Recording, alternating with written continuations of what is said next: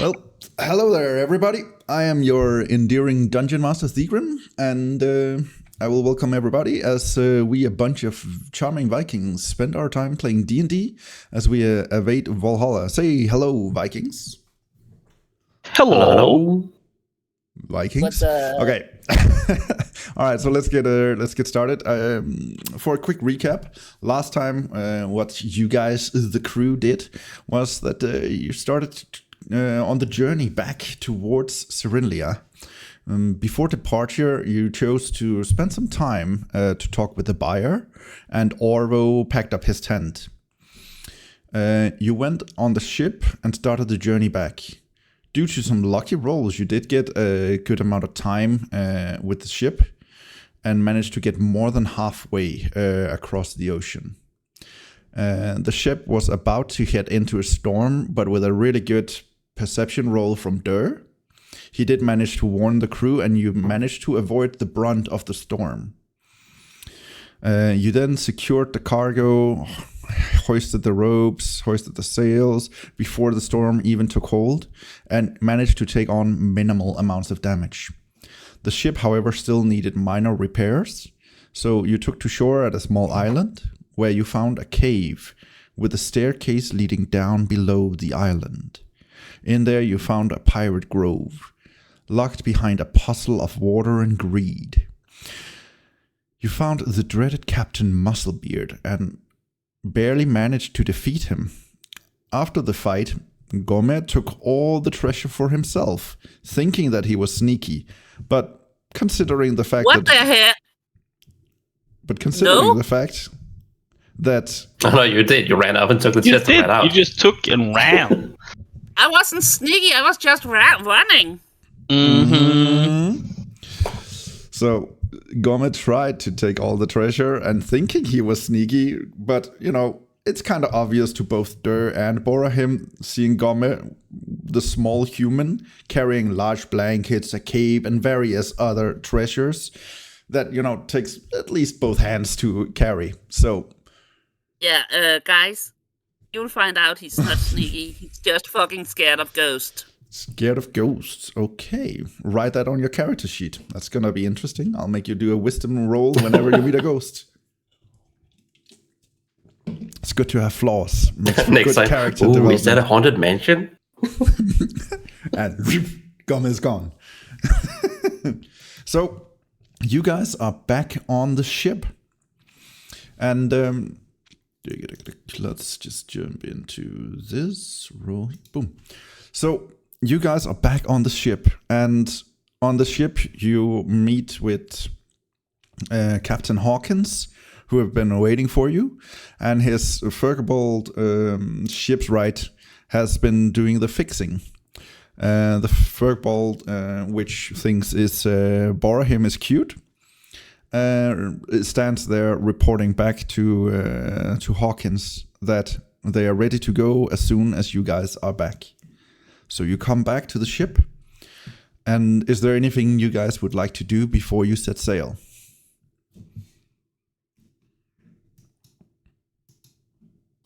I walk up to Gomme and I ask, so, did you find anything interesting near the corpse of the zombie captain? Yes. Sorry, I just really didn't like those eels. Like they were slippery, slimy, and I just wanted out of there. Oh, yeah, I get that. So, what I found is I got 2 potions of healing. A scroll of comprehend languages hands you the scroll. So you hand Scroll the of scroll over. Okay. Yeah, to me, okay. Scroll of comprehending languages. Is that what it is? Yep.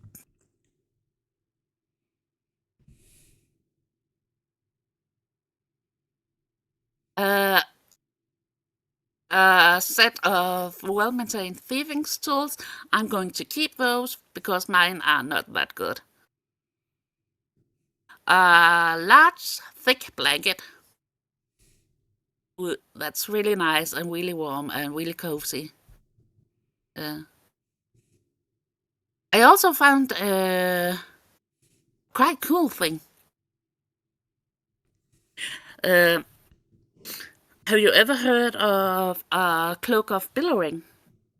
I have not heard of Cloak of Billowing. Well, while you wear this cloak, you can use a bonus action to cause it to billow dramatically in the wind, even without wind. So it's a cloak that can make sounds. No, billow is not a sound. It's more like a gust of wind will like blow the wind. So you can always use this cloak to look awesome.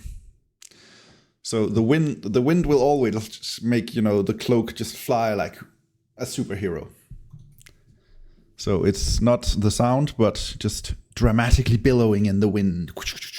So it just lifts itself up. Yeah, even when there's no wind, if you are inside or whatever, you will still look dashing. All right, that's cool. That's cool.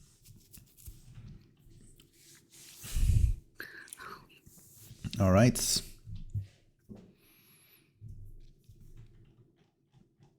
So was that all you had to say? Yes?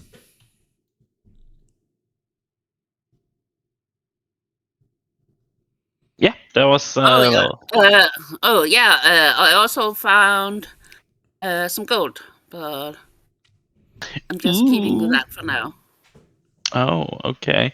Well, I hope we. I also found a silver medal. Shows him the medal. Oh, maybe the captain knows what this is. A religious medallion and a heavy chain describing a stylish hawk in fight. Mm-hmm.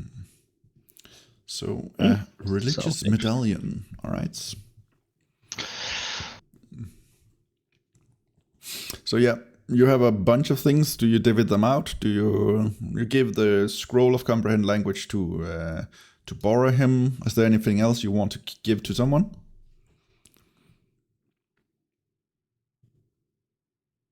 Do you want the medallion? I do not know what. I can perhaps I can just keep or keep it. I don't know. You can just ask around if it has any significance. Maybe if it's a religious amulet, maybe some people are willing to buy it. Yeah, I was thinking that too when we get back.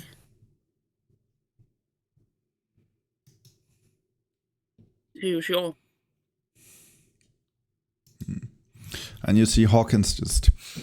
All right, guys. If you're ready, then we can set sail at any point.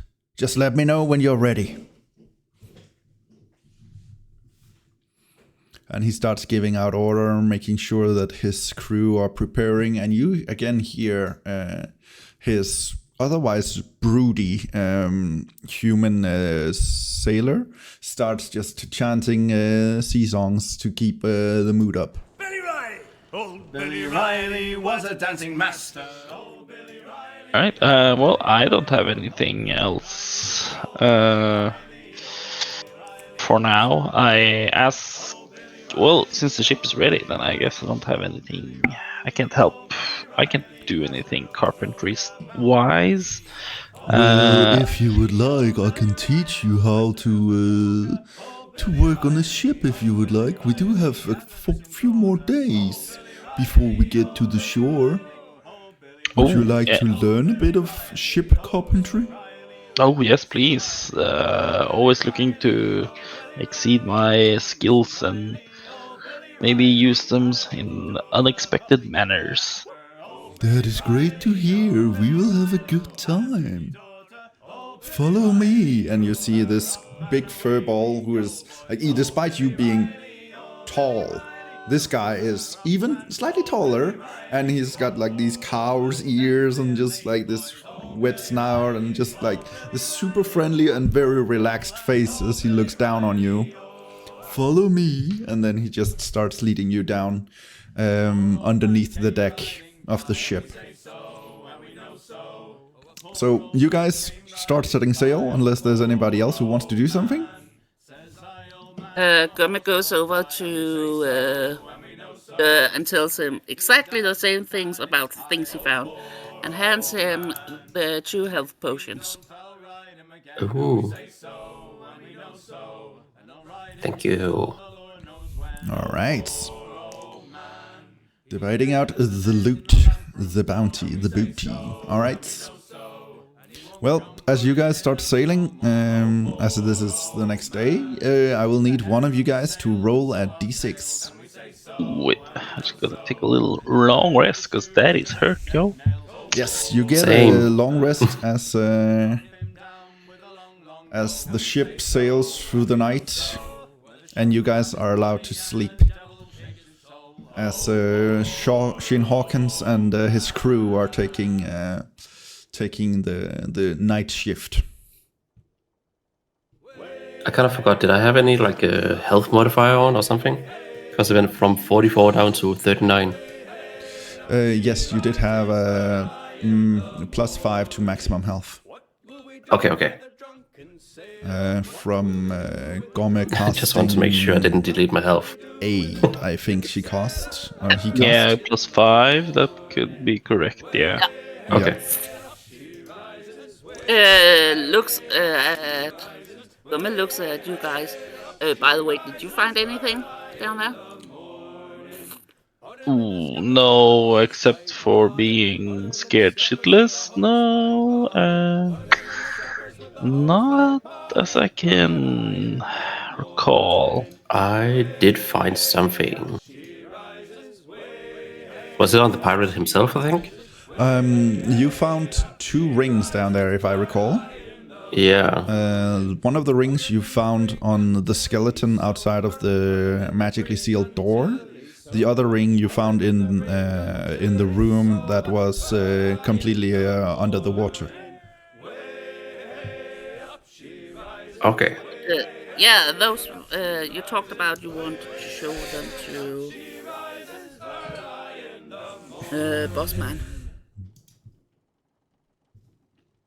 But yeah, I did find a ring called Dead Man's Promise Yes. and a ring of Voided Suffering. Requited suffering. Oh, Yes. requited. Yes. Sounds sexy.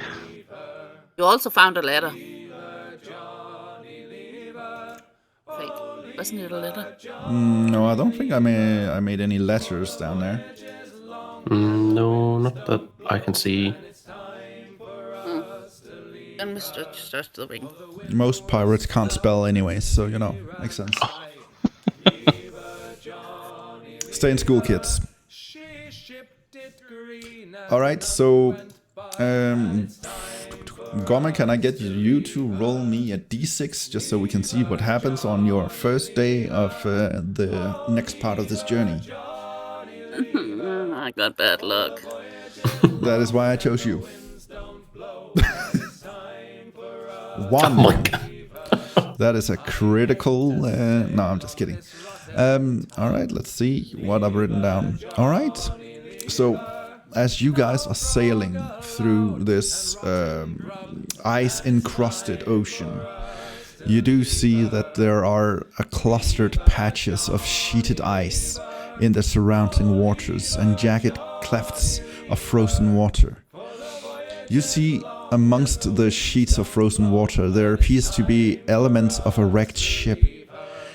It's pressed into one of the icy islands, and floating bits of frozen wood is scattered in the water around it. Would you like to do anything, or are you just continuing the journey? You hear Shane Hawkins. That looks like something worth investigating. Do I have any volunteers? I will go up to Shane and what do you think it is, Shane? Well, it looks like it's just a wreckage. And usually when a ship is wreckaged, they leave their treasure behind. Is the wreckage like partly in water, like halfway submerged, or is it fully above water? It seems to be like the ship has been kind of crushed into the water, into the frozen sheets of ice. So it is like there's mostly on the ice, but also a few scattered pieces of wood and flotsam around this small island of ice. Should we go and investigate it? Well, even with our little brisk day yesterday with the skeleton captain, this couldn't probably be any worse. Plus, we might find some resources for this ship. Is the ballista still done? Or No, you had to use the parts for the that was supposed to be for the ballista was used in order to repair the ship. So the ballista is at a standstill. It's just not possible to proceed any further with the ballista for now until more pieces of the puzzle are available. all right. Well, then I tell Shane that perhaps we can get some materials for the ballista over there, in these dangerous waters.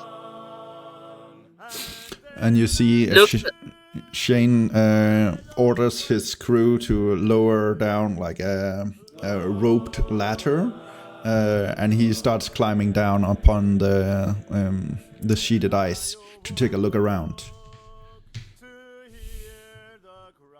Ice goes over here and cast AIDS on all three of us. Did you say AIDS? 8 to get plus 5. God damn it. He cast AIDS on you guys, you fucked. Alright, I need you guys to roll me a constitution. I was just kidding. Okay. So, all of you guys get a boost of 5 extra hit points for the day. How does it look when you cast AIDS? 8. Okay, 8.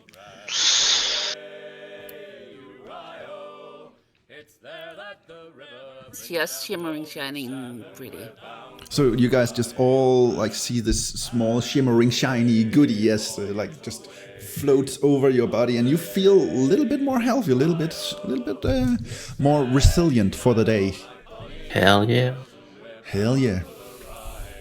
Feeling fine. Yes. All right. So you guys go to check out the wreckage. Yeah. Yeah. Yep. All right. So I will need you guys all to roll me a perception check.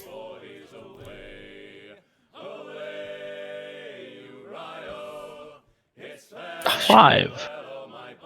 Also a 5. Also a 5. Well, that makes 10 if we collectively look together, Yeah, and what about Gomme? Oh. A natural I one. got my dragon. A natural 20. Natural 20. Yeah, okay, that is very lucky because this is a group check. And the way group check works is that your average needs to be over a certain threshold. And a natural 20 counts as 2 wins, and we just had 2 losses, so that means you guys still make it. Nice. So Gomme carries this perception check. That is really exactly what you needed at this point. All right. My magic eye. The magic eye. All right. So you go to check and you see this small group of frozen people. It seems that they tried to make a fire but didn't manage and succumbed to the cold before they could get any heat up and running. You find a few frozen pelts, some basic equipment that could be thawed, approximately 25 gold's worth of equipment on this small camp that was in the wreckage of what used to be the ship.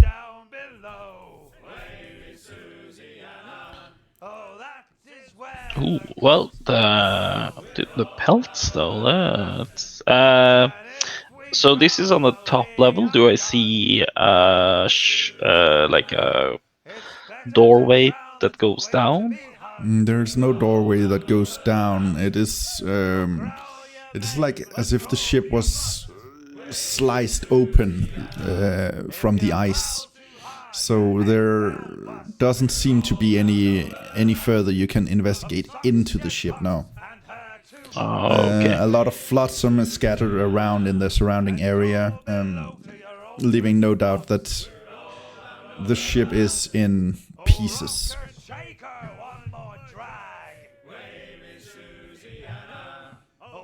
Do I see any materials for that may have ballista usage, or? You can see a whole bunch of wooden pieces. Give me an investigation check to see if any of the pieces should be salvageable. 19. You do see there are a couple pieces of wood that could be salvaged. It will take some maintenance to get them into a proper condition again, but the pieces are sturdy and sound. So if you take a few minutes, you would be able to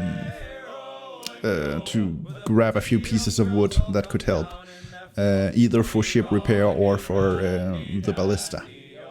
All right. Well, I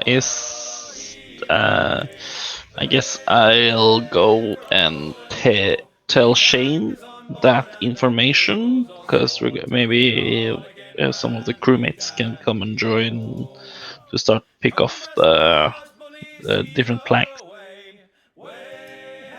All right. Gomme goes over to Durr and says, those pelts and stuff like that, maybe you can have it in your bag. Oh, I guess I put it in the bag. All right. Thank you. So you can write into your bag, frozen pelts, 25 gold.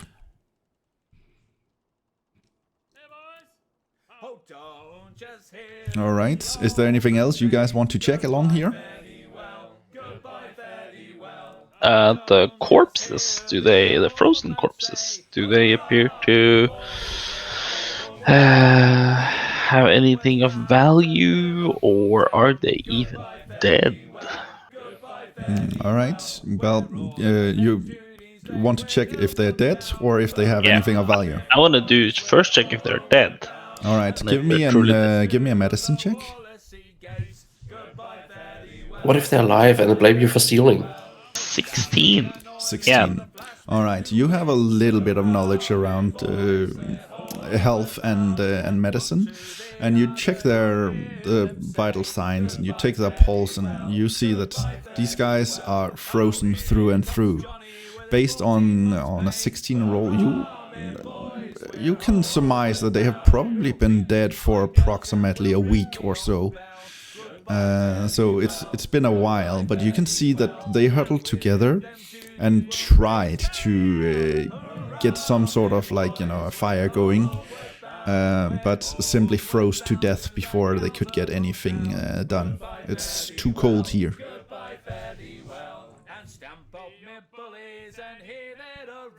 Okay. Well, I tell the rest of the crew, Gomme and Durr, that they're obviously dead. So there aren't any ghosts, hopefully. But There's two of those eels. Gomme, I will need you to make a wisdom saving throw at the mention of ghosts. Ha ha ha. No, come on, give me a wisdom save. I'm fine with ghosts, I'm not fine with eels. With eels? What? Yeah, it's slippery, slimy stuff. Ugh.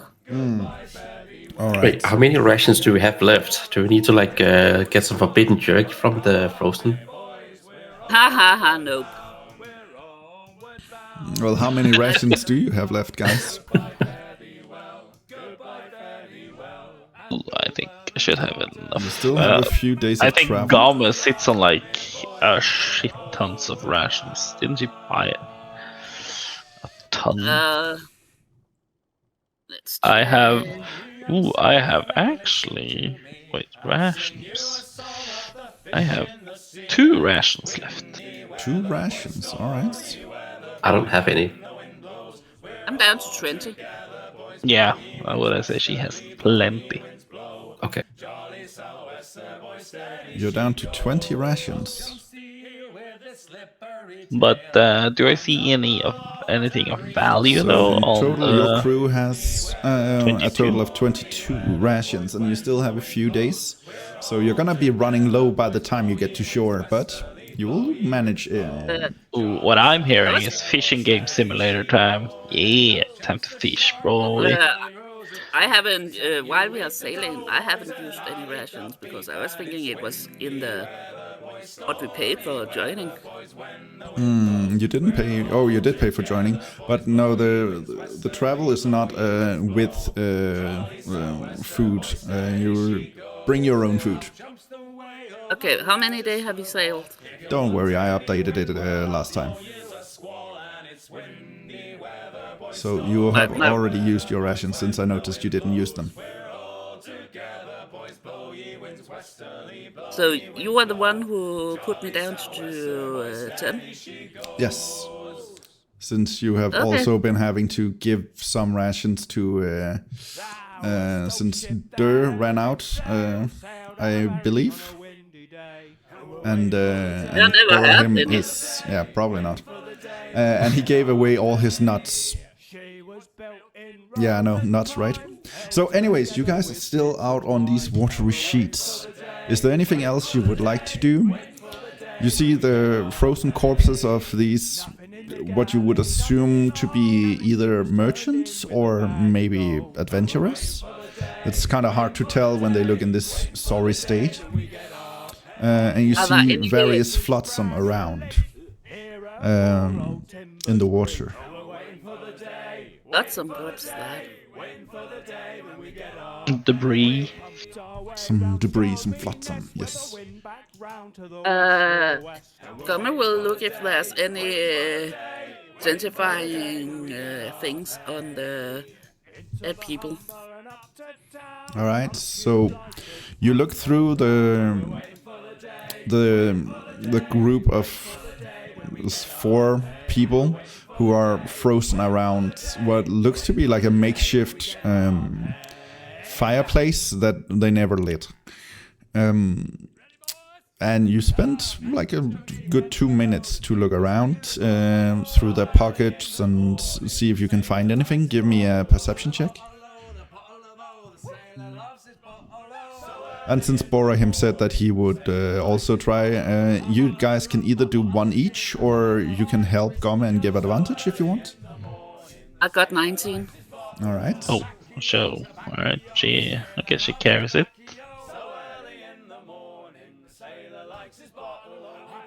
Are you gonna roll, Bhorahim? Yeah. What's the challenge? It'll be a perception check.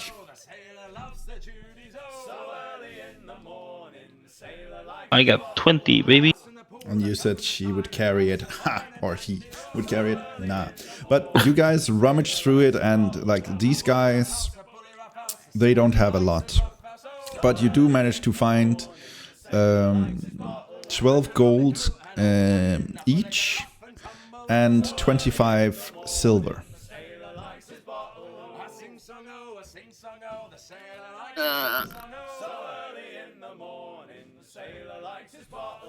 And that is like scattered out between those 4 corpses.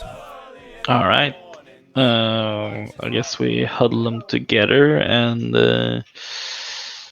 we can split it, or should we make? I just added it to mine. Okay. So you can add your 12 and gold and 25 silver. All right. I just noticed there's a party inventory now. Or has that always been there? Yeah, the party inventory has always been an option to utilize. Cool. So we can always like put money in there. Oh, That Yes, is true. if you want to share with the full party, also equipment and whatever, you can put it into that tab, for sure.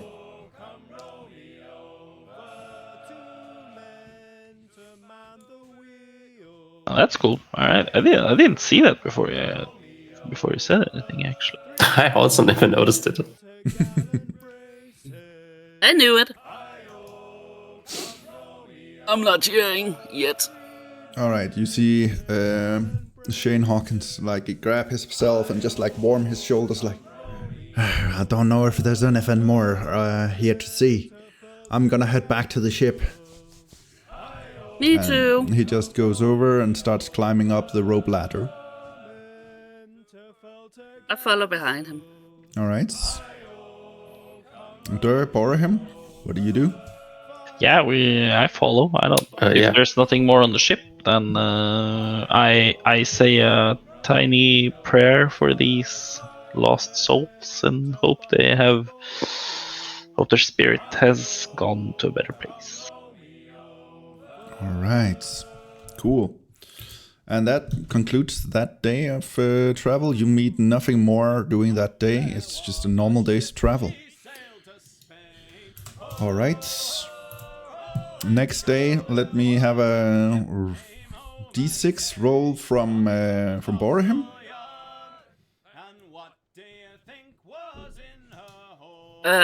Next day, You again what? Next day, I again cast 8. Not 8, but 8. Very That's important three. distinction. Yes. Okay. All right. So you guys still have 8s. And yes. So with a 3, it's a fair day's travel. Bhorahim spent a lot of the time below deck getting instructions from the furball. You will learn that his name is Condoriano, and he will teach you various techniques and various ways that you need to treat the wood and how to plug holes and all these kinds of like mechanics, like just the quick guide. He only has a couple of days with you, so he's not going through the full, like 20 years experience with you, but just the basics and how to get you started with the shipbuilding and ship maintenance. So you spend a day doing that. The day's travel is fair. There's nothing really happening. Is there anything you guys want to do, or should we jump to the next day and have Durr roll D6? Yeah, Durr can roll. All right, Durr. Already? A 1. Natural 1. All right. Oh yeah. That's only with D20. Isn't it? Did you roll it with a D20? No, you rolled it with a D6. That's perfect. Yeah. That's fine. Here I have this table there. I'm just like determining what happens based on your rolls. So with a 1, you just have a day of like cold water. It is freezing cold. You don't feel comfortable being up on the deck of the ship, so you prefer to huddle down below, and the water is filled with sheets of ice and jagged clefts of frozen water. The ship does take a few bumps and scratches, but all in all, it is a fair day's travel. Bringing us down to, you guys are getting very close now. So, Gomme, can I have a D6 from you? 9.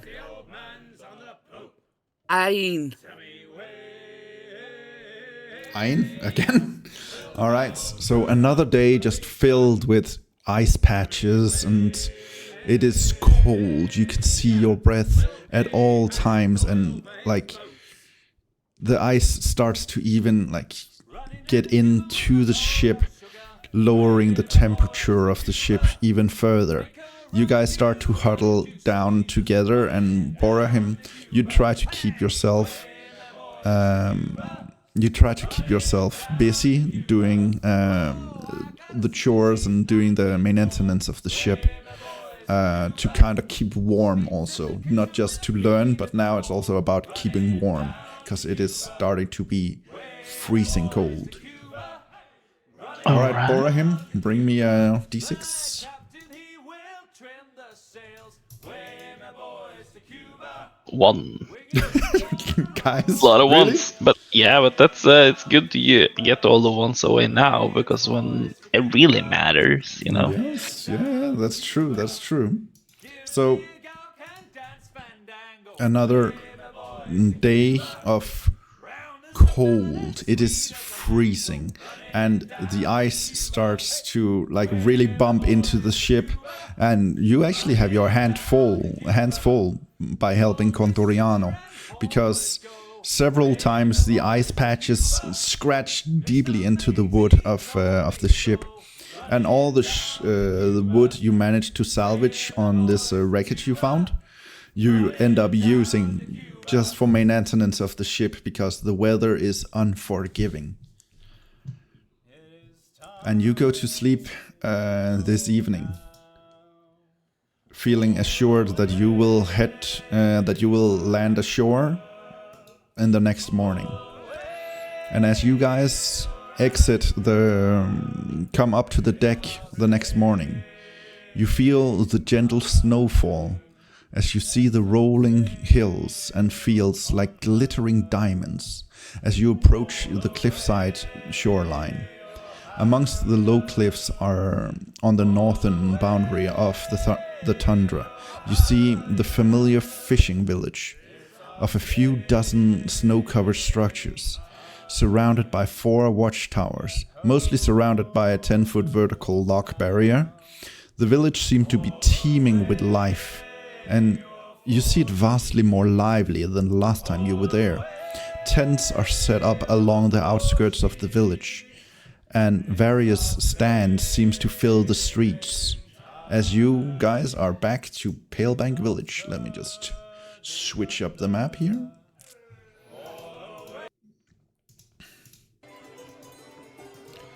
And we are back to Palebank Village, and you guys are heading to the shoreline. Alright, so you land ashore, and you are welcomed by the smell of candied apples, roasting meats, various other treats. The smell is watering your teeth, as you guys can... you guys had total of 12 rations left. You guys can write them off, since you have spent 5 days on the boat, and you had to use a ration each every day. So you actually had to ration yourself out with these rations to make them last. You guys are hungry. Like, you have needed to save a little bit on the food. But this smell of like the various treats, the candied apples, the meats, is making your teeth fill with water, and the harbor is just bustling with people. And you spot the familiar visage of Elro talking with a scarf-selling merchant. He notices you and opens his arms up. Welcome, guys. Good to see you. Have you guys received the payment from the buyer as he was supposed to? He asks you, and looks waiting at you. Bhorahim looks like he has no life in his body. Like, his face is like pulled down, like, payment later, food now. Yeah, can walk like right past him to like get food. like cartoonish. You like push him to the side and float through the air like Obelix. Looks Elro and Lars. Yeah, we got the payment. Thank you. That is good to hear. Let's get you guys some food. We can go to the tavern if you guys would like. Some heat. Otherwise, there's plenty of food stalls and everything around. You guys have managed to arrive just in time for the midsummer, the Morning Sun's festival. So sun's blessings upon you guys. Elro, Yes. by the way, I ordered something from the merchant. He said he would send to you. Have you received anything? From the merchant. You mean from the buyer? Yeah. Oh, I haven't checked in the last couple of days since we have been busy preparing for the festival. But I can check in the morning if you, if that's okay with you. Yes, please. All right, no problem. Then Gomme would look at the. Do you have any money or?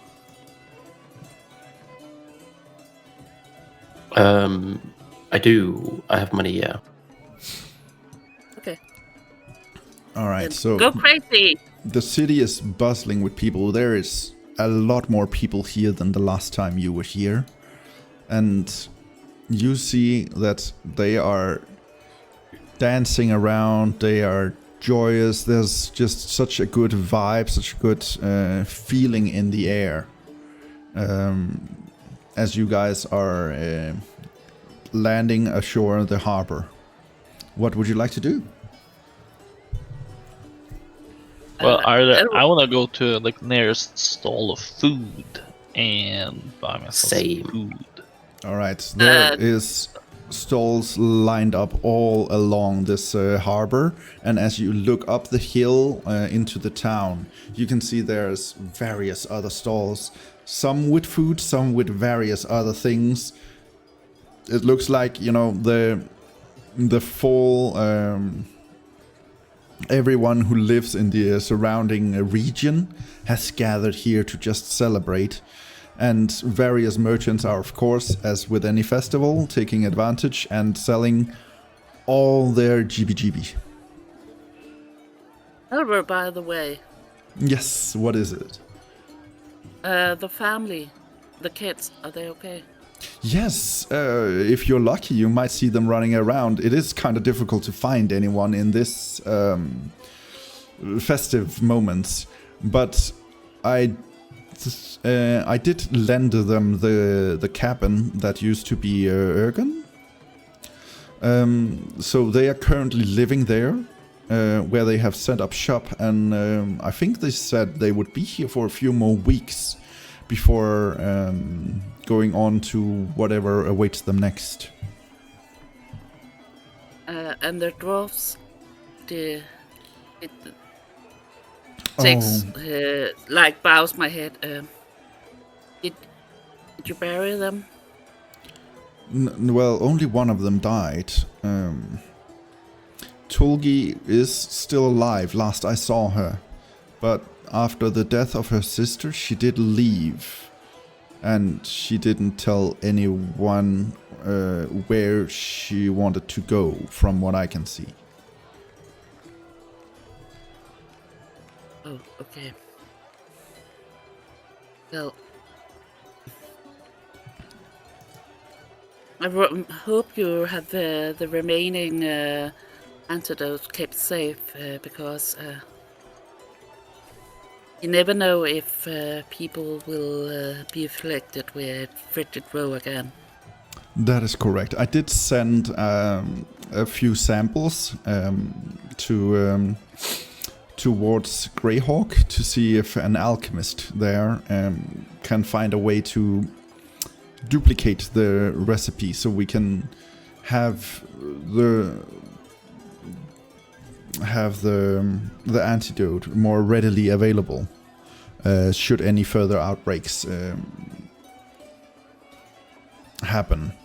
But you guys managed to find the cure, and I don't believe that there should be any more of this sickness, of these frigid voe vials anywhere. My hope is that they were all destroyed somehow. Looks at Durr and Bhorahim. Yes. And I'm just smelling all the good stuff. I am. Oh, Well, hello there. Hello. Would you like a fresh roasted herring? And you see this woman at a stall, just like she picks up like this spear through, like a small wooden spear that has been put through a herring. And it is smelling delicious as you see this grilled charred fish, and the smell just fills your nose. sadly, I know there are some vials of frigid bows still out there. We weren't able to destroy them all. Oh, okay. Yeah, that is not my fault. But the herring, though, that is definitely my fault because it's gonna get demolished. And then I go to the herring stand. All right, and she goes like, "Oh, that is good. Here you go. Have one. That'll be 5 copper." I take 2. Oh, here you go. What a hungry man you are. And like, this woman is a middle-aged woman who started, like, growing downwards as what happens. And she's looking up at you, and she's looking at you slightly bedazzled. She's seeing a big, handsome man in front of her. I'm eating here you with go. both. I'm eating with like 2, like one in both hands, and just eating with them both. Like yes, yes. Perfect. we have a herring too. As with my mouth is full of herring. Like, do you have any ale? And then I started sniffing anything. Never mind. And then I'm like, okay, let's go and get some grub. And what are you doing while all this is going on, Durr? I'm going up to like get a herring too. All right. And she looks at you and winks at you, and this one's for free for you. And then I ask her like if she's seen like where they sell almonds. Almonds? Well, yes, I do believe there was a guy up further north in town, like on the other side of town, that was selling roasted almonds and also some candied almonds. And also on the outskirts of town, there might also be various food stands. I haven't checked out all of it yet, since I am, here. If you want to know.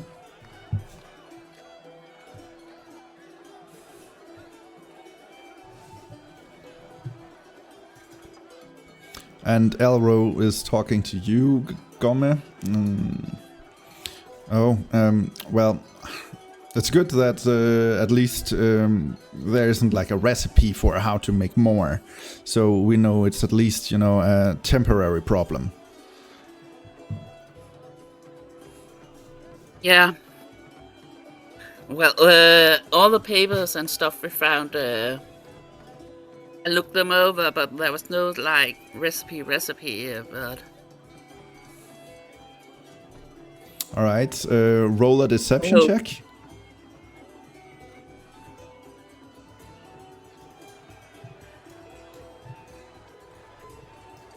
The deception. 12. 12. You're not. Can I walk over with my herring and say have you told him about the book with the recipes in yet? Yes, you can. And he's already squinting a little bit, like, Gomme, you see him not completely trusting you with this information, and then he just hears this and goes, "This is grave news indeed." Well, it wasn't a complete recipe, and it was filled with what is called insane man's scribblings. So, do you have this recipe book? What happened to it? Please tell. The merchant have it. The buyer? The buyer, yeah. That is the worst thing that could happen. Now it could be anywhere, duplicated or whatever. That man is all about profits.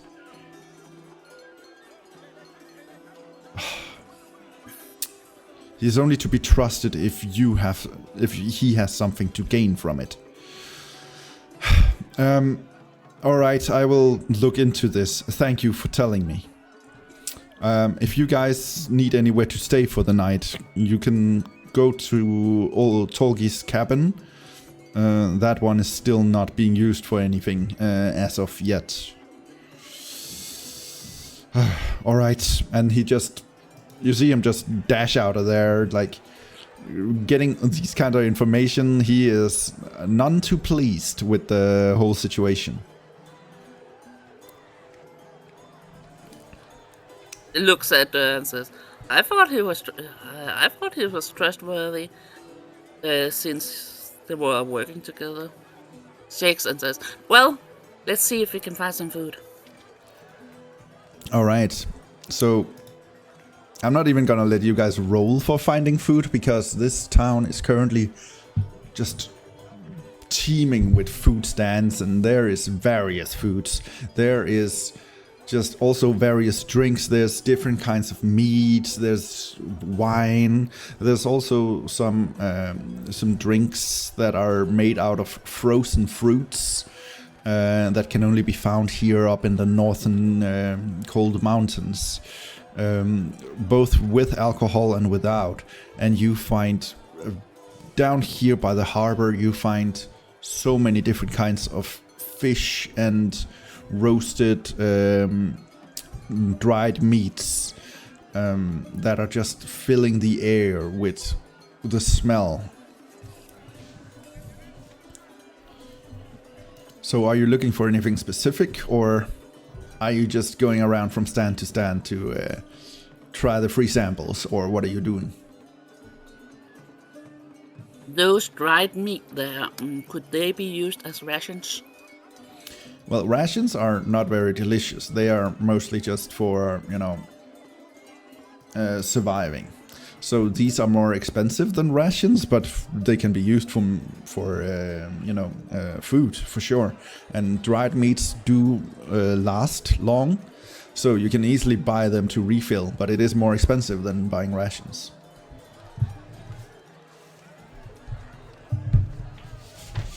Rose looks at the dried meat. Hello there. I see you have an eye for good meats. Is there anything in particular you're looking for? Looks at the man and says, yes, I do. Oh, yes, I do. And smirks. He is slightly confused by that.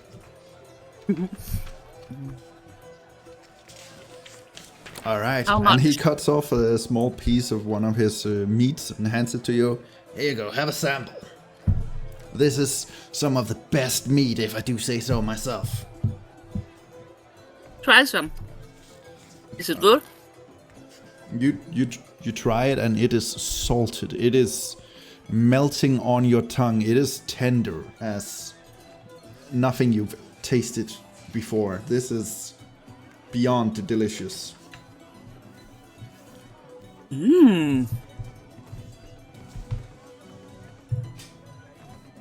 Ah, that's good, right? Yeah, how much? Well, that depends how much you want.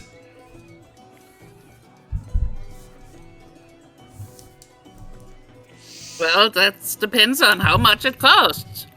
Well, this piece over here, for instance, and he slaps a piece that you can estimate it to, like, if you were to divide that into kind of like rations, like, food for a day, you would say that's probably 5 days worth of meat.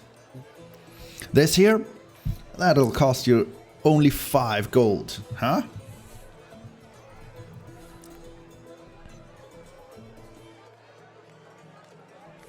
Whoa. What kind of meat is it?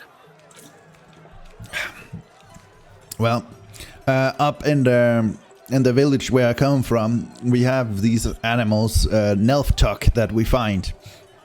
And they are so tender. It is kind of like a hairless warthog with rabbit ears.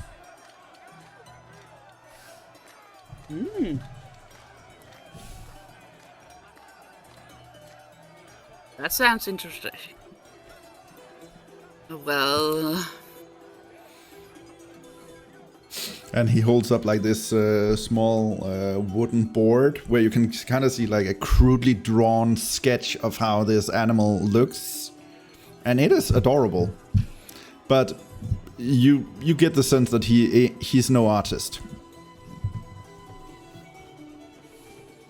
I will take that. The meat, great. Yep. 5 gold.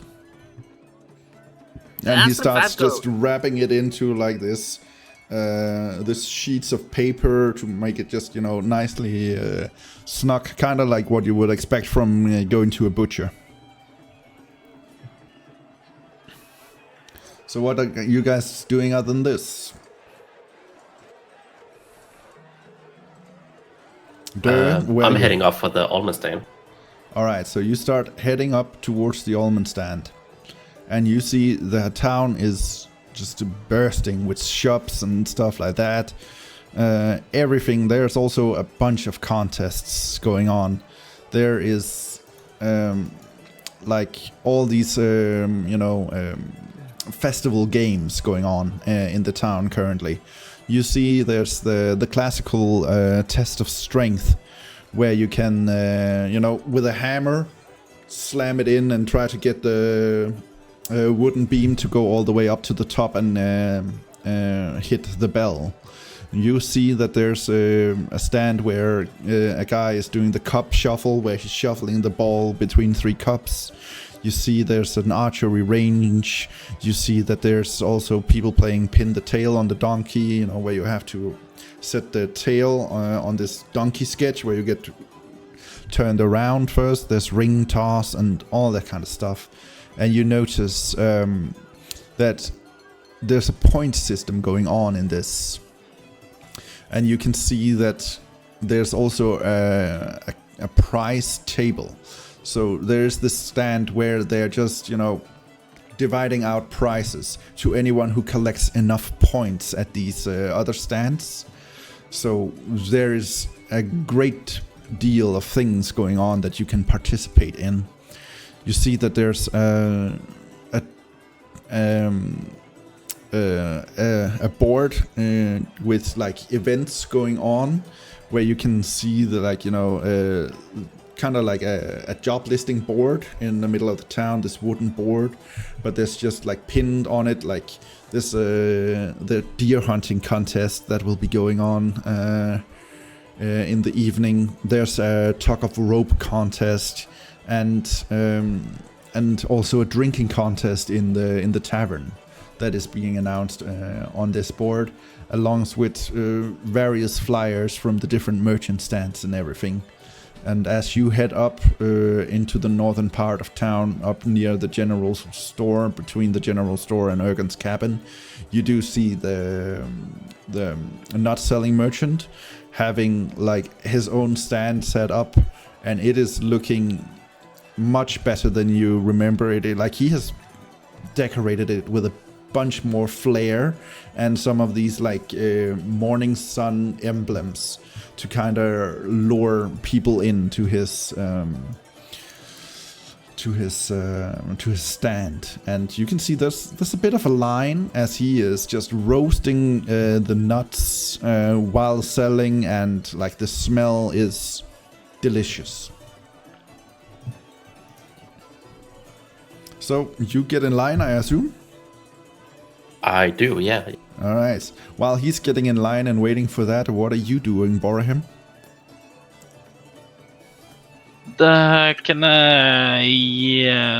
As I walk around through the stalls, I obviously have gotten something to drink. What are you looking for to drink? There is ciders, I think- there's beers, there's meat, there's even a guy selling whiskey.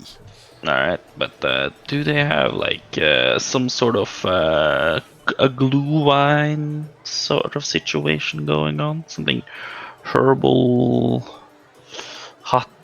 Oh, you're looking for Glühwein. Mm-hmm. For those who do not know, in Danish we call that Glück. Yes, you will find a stand that is selling Glühwein. Nice. He is like just this small gnome with a very flashy mustache that is just like pointed out to both ends, and like on each end you see like he has this small emblem of the morning sun just hanging from his beard, and he is just like has this whole plateau behind his stand, so like even though he's a gnome, he's still lifted up enough so he can like walk around there. It looks kind of comical, but it makes a lot of sense.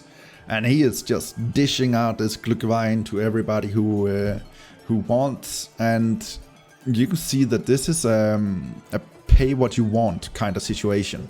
So he's just handing out the Glühwein, and people donate whatever they feel like. So the thing is that goes fast, so there's not really a line, but you get to the donation box. How much do you give for the now very warm glass of Glühwein you have in your hand? It is like a wooden cup that is like, you see it is quite easily made, but good for a disposable. And it is warm, and the smell is delicious, and there's like nuts and roasted raisins in it, and yeah, you have like this really delicious drink in front of you. Alright, well, I give him donate 4 copper.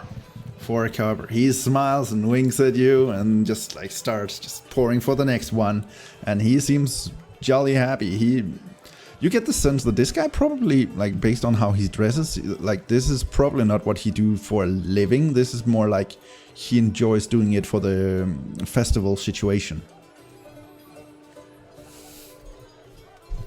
Alright. I want to go at the board with all the contest going. Was there a note about what the rewards were regarding each contest? Not at the job board or whatever you want to call it, the board listing in town, but you could go over to the prize shop and take a look at the listing if you want. Yes, I want to do that. I want to check out. All right, so you're heading over, and you take a look around and trying to find, the rule set of this carnival games. Let's jump back to Gomme. What are you doing? You got your meat, and you lost your friends. I didn't lose my friends. We just split up and used different things. Yeah. Well, this town is just bustling with things, and it is easy to lose them, but you know they are in town.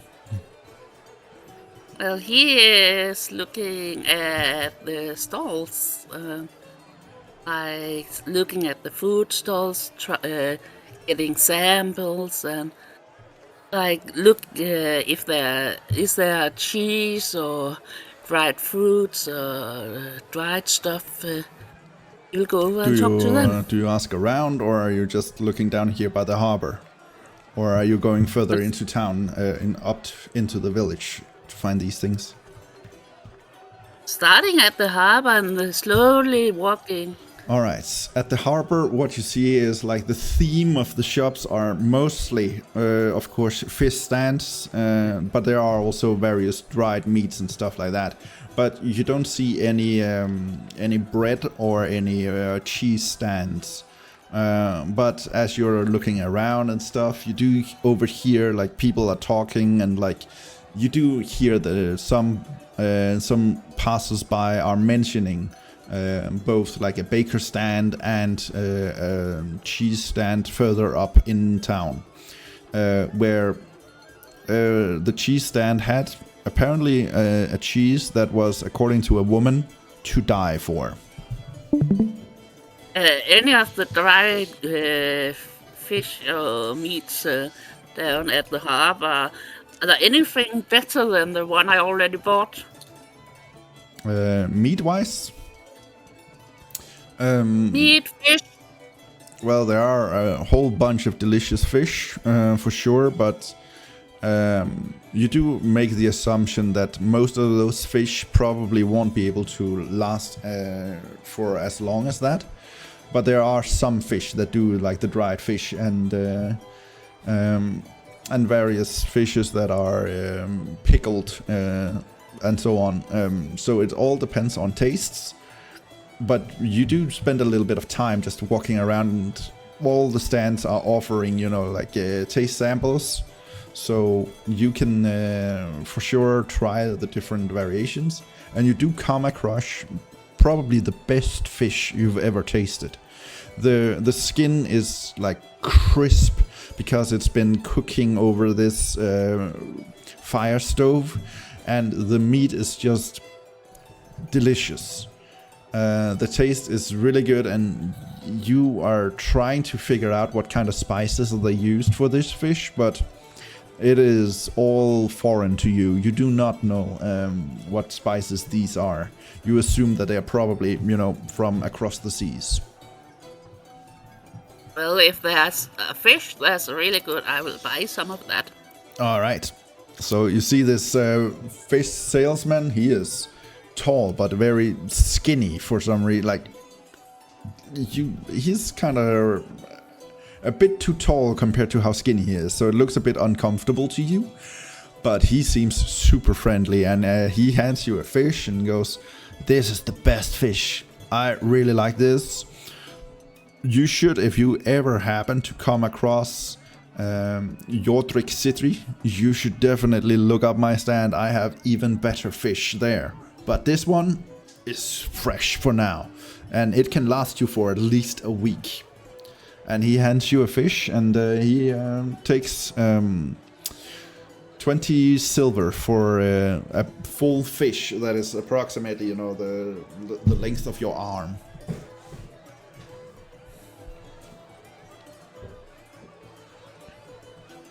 All right, and back to Durr. You are... yeah? Fried fish.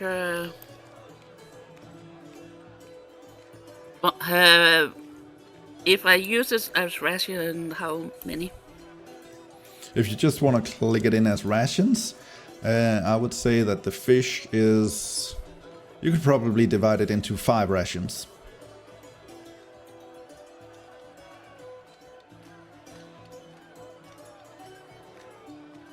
Thank you.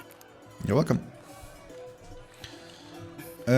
So yeah, back to Durr. You get all the way up to the almond stand after having waited for what feels like an eternity for you, since you can smell the almonds. And he looks, a returning customer. What would it be? And then he points to his table, where you see he currently has 3 kinds of almonds. Some of them are roasted in this like crushed licorice root. Some of them are just normally roasted, and some of them are candied with like this sugar coating around them. Well, hello, sir. I would like to have 5 bags of almonds. Of course. Which ones would you like? Just the regular ones? Or are you more into something sweet or something with a little bit of a kick? Let me get those with a little kick in it. Right you are, sir. And he just starts scooping up almonds into his these like small bags he's making of them, and just hands you 5 bags of almonds and goes, "That'll be 25 silver." Alrighty. All right. So where would you like to head now? Or do you start just taking the first bag and just start eating some almonds? No, I put them away. You put them away. All Safekeeping. right. Safekeeping. Fair enough. Wait, I don't have the enough silver. Can I like get some money back from a gold coin? Of course. No problem. So you give him a gold coin. He hands you... how is that divided? That is like 1 gold coin. That is 10 silver. So yeah, he gives you 10 silver back for the 1 gold coin. You can All right, just thank you. exchange however you feel is easiest for you to keep track of. All right. Anything else you would like to do? I'm gonna start head back into the sensors to look for the others. All right. You get further down towards the main street, and you see Bhorahim. And Bhorahim, you are currently standing in front of the price stand, where you see like the price system.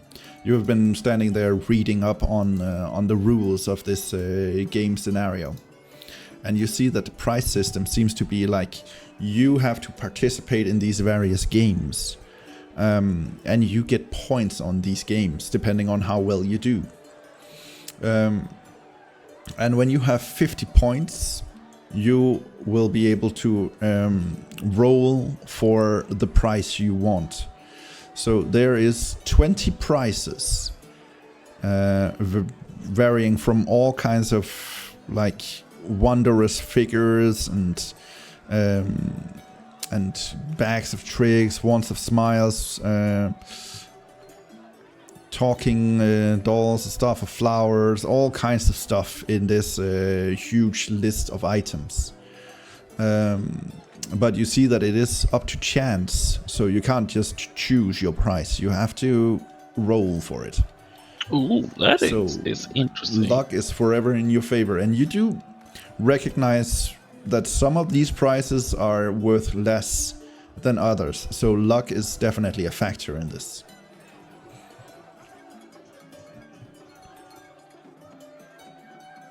Alright, so 50 points you say? Yes, 50 points. But is there a way for me to maybe gouge out, like to see if there are any like big packages, small packages, or? Like you only see it like listed as the name of the different items. It seems like the prices, since there's a whole bunch of them, is like stored inside of like there's a warehouse behind, and you've seen 2 people come up so far and roll to see what price they got, and one of the prices was like this small pouch that you didn't really get a good sense of what it does, but the person who won it seemed ecstatic.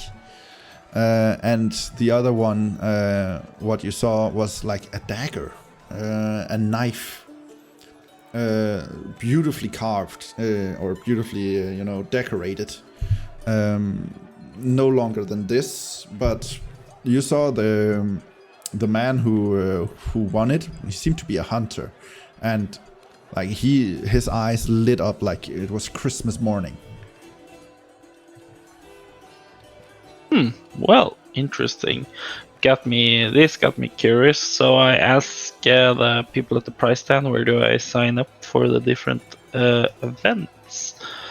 But yeah, I want to know that before I do anything else. All right, and as you're starting to talk with him, Durr comes over, and you two are again met up with each other. And he informs you guys, both of you, that there's a lot of these party games going on in town. You can just walk around and see if there's any game that takes your fancy, and give it your best shot. Each game costs 5 gold to participate in. But if you win the game, you will get a prize that is definitely worth more than that.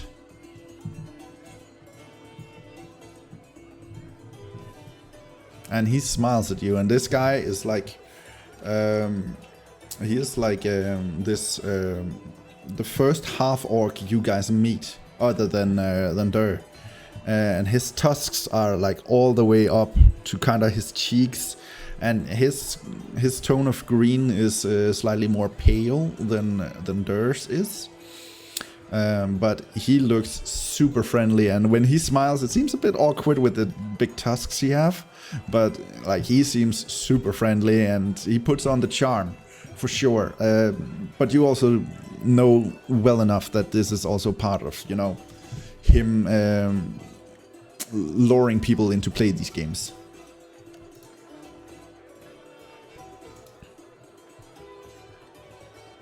All right. And Well, as you guys are standing there, you see Gomme, who is heading up towards you guys. So Gomme, you have found various stands of meats and stuff, and now you're coming up to the center of town. Are you still gonna be looking for more meat, or are you gonna meet up with the friends?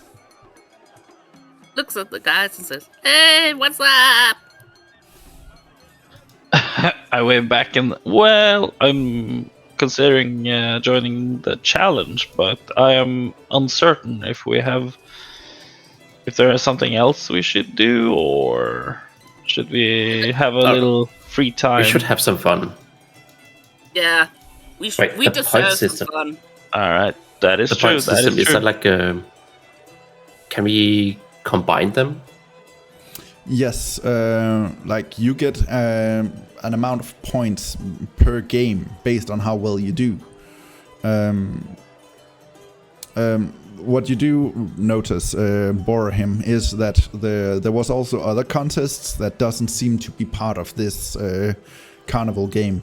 The drinking contest in the tavern, the tug of rope team game where you're, tug of rope, you know that, where you just pull rope teams. Yeah, I know. And the deer hunting contest don't seem to be part of this festival games event that is going on.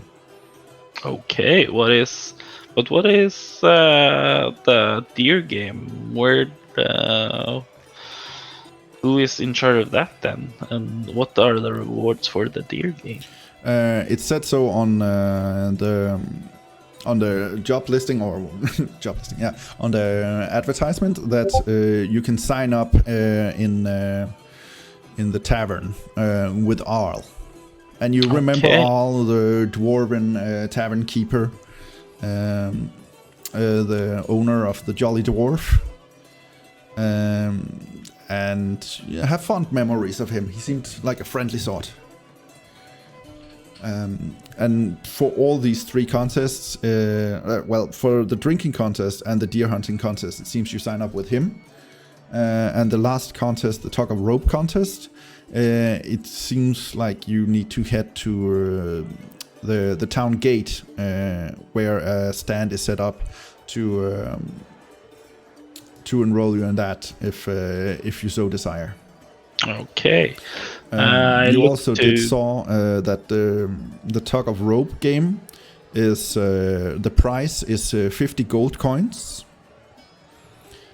and the winner takes all minus the cut, which would be 10%. So the price would be a total of 45 gold coins, which is good. And the same with the deer hunting contest. 50 gold coins. Okay, not bad. I go to Durr. I look to Durr and say, should we sign up for these? I think we would win the tug of war challenge. I smell some easy money here. Yeah, especially definitely. if Gomme do the deer hunting one. Huh?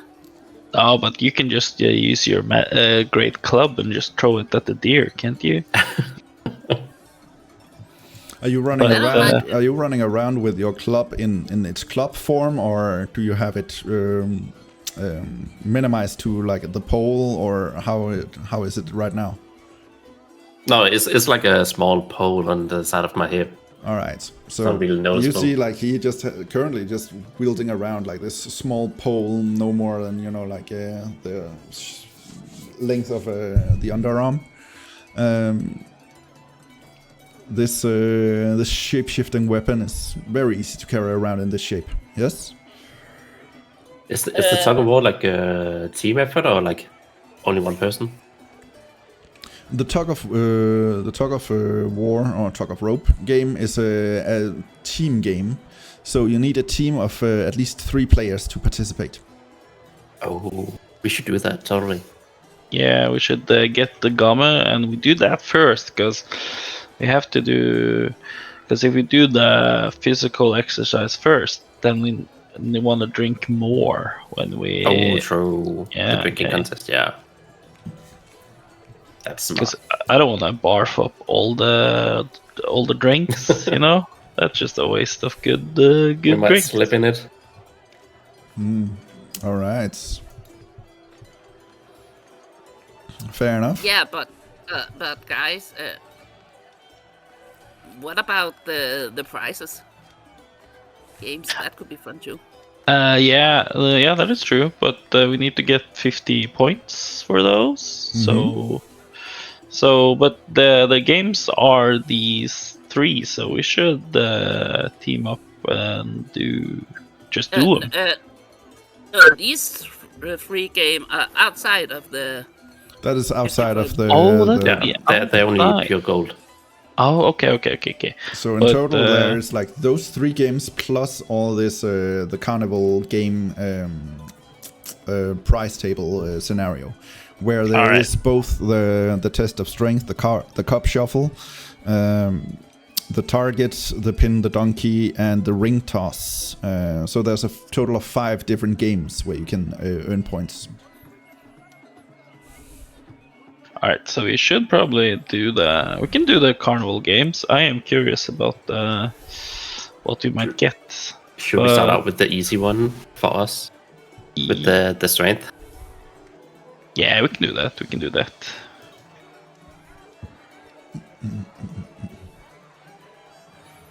All right, so you guys head over to the test of strength area. Yes, sir. All right.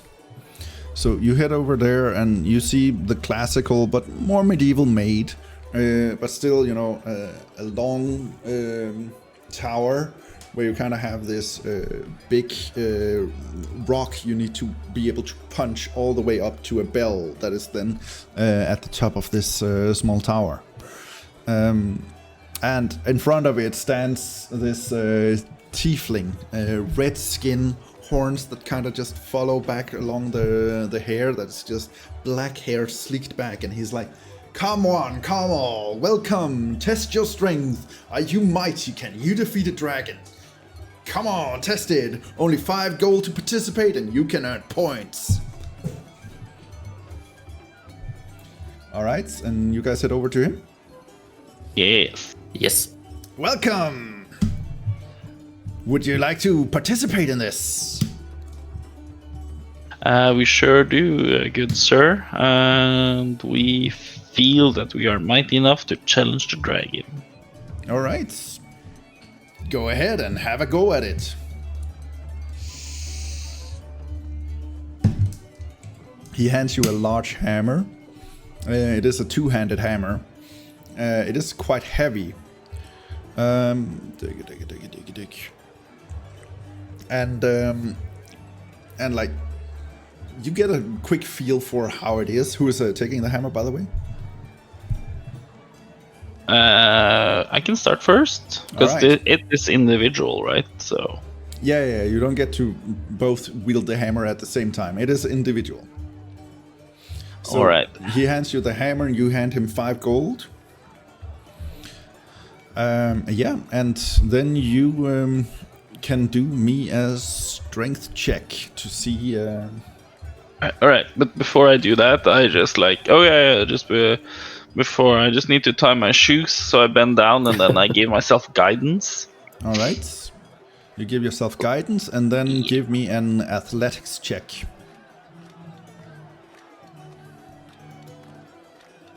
20. 20, alright. So you slam down the hammer and up goes the rock and you just hear the ding and it falls down, and like he is standing there like, wow, that is mighty impressive strength there, my good Goliath. Yes, the fire of the dragon is within me, sir. He takes out these like a 10 wooden coins that seems to have been like made for this event, or in general this carnival situation.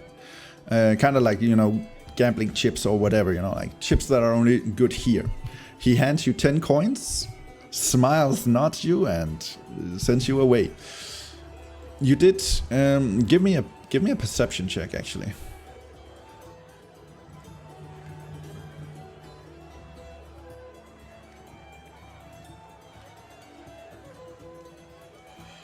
Managed to X out my character sheet. All right. All right, let's go see perception. Yes, give me a perception check. Ooh, a 7. 7. You don't notice anything, other than you're just happy to have won and slammed that bell, that rock all the way up to the bell. Does Gomme notice anything? No, Gomme does not notice anything. That looked Because easy. you- Let me give it a try. All right, and he hands out his hand to receive the gold. It was 5 gold, right? 5 gold. And there you go, sir. Thank you. And he points to you, Bhorahim, to hand over the hammer to Durr. Yep, I give her the hammer. The hammer. All right, good. And Durr, give me an athletics check. Can I do anything to boost it? Can't do that with rage, can I? No. That's a good question. Does raging give you advantage on athletics?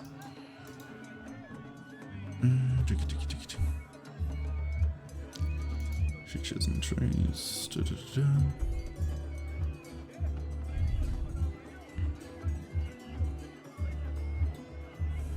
No, it gives you advantage on dex saving throws.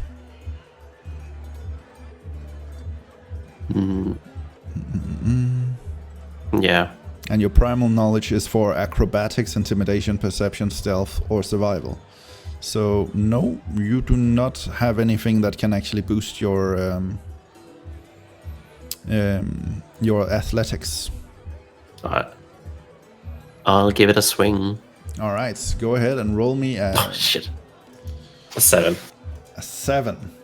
All right, so you take the hammer and you slam it down and you hit the rock, but kind of the way you hit it kind of slightly crooked, so the rock just tumbles up and it only goes to around halfway up the tower until it then falls down again on the ground. But yeah, go ahead and give me a perception check as you hit the button. 16. 16. You do notice something like the rock seems to be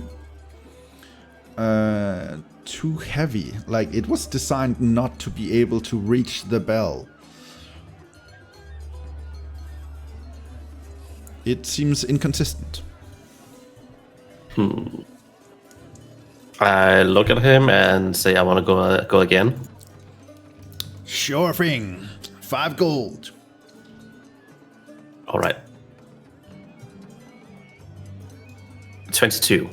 22. You are furious that you didn't manage to do it the first time, so you just grab the hammer and just slam into it with the full might of your force, and the rock just goes flying up all the way up to the bell, and it hits the bell, and you just hear the ding, and he is again like in awe. He is not used to this at all. He looks at you and like, how did you guys do this? Anyways, we have another winner, he yells out. You get the sense that he is trying to make sure that people know that you can win this game. And he hands you the 10 wooden coins. Nice. Thank you. What about you, good sir? And he looks at you, Gomme. He just looks at him and laughs. Says, guys, I wanna try the one where you should find the stuff.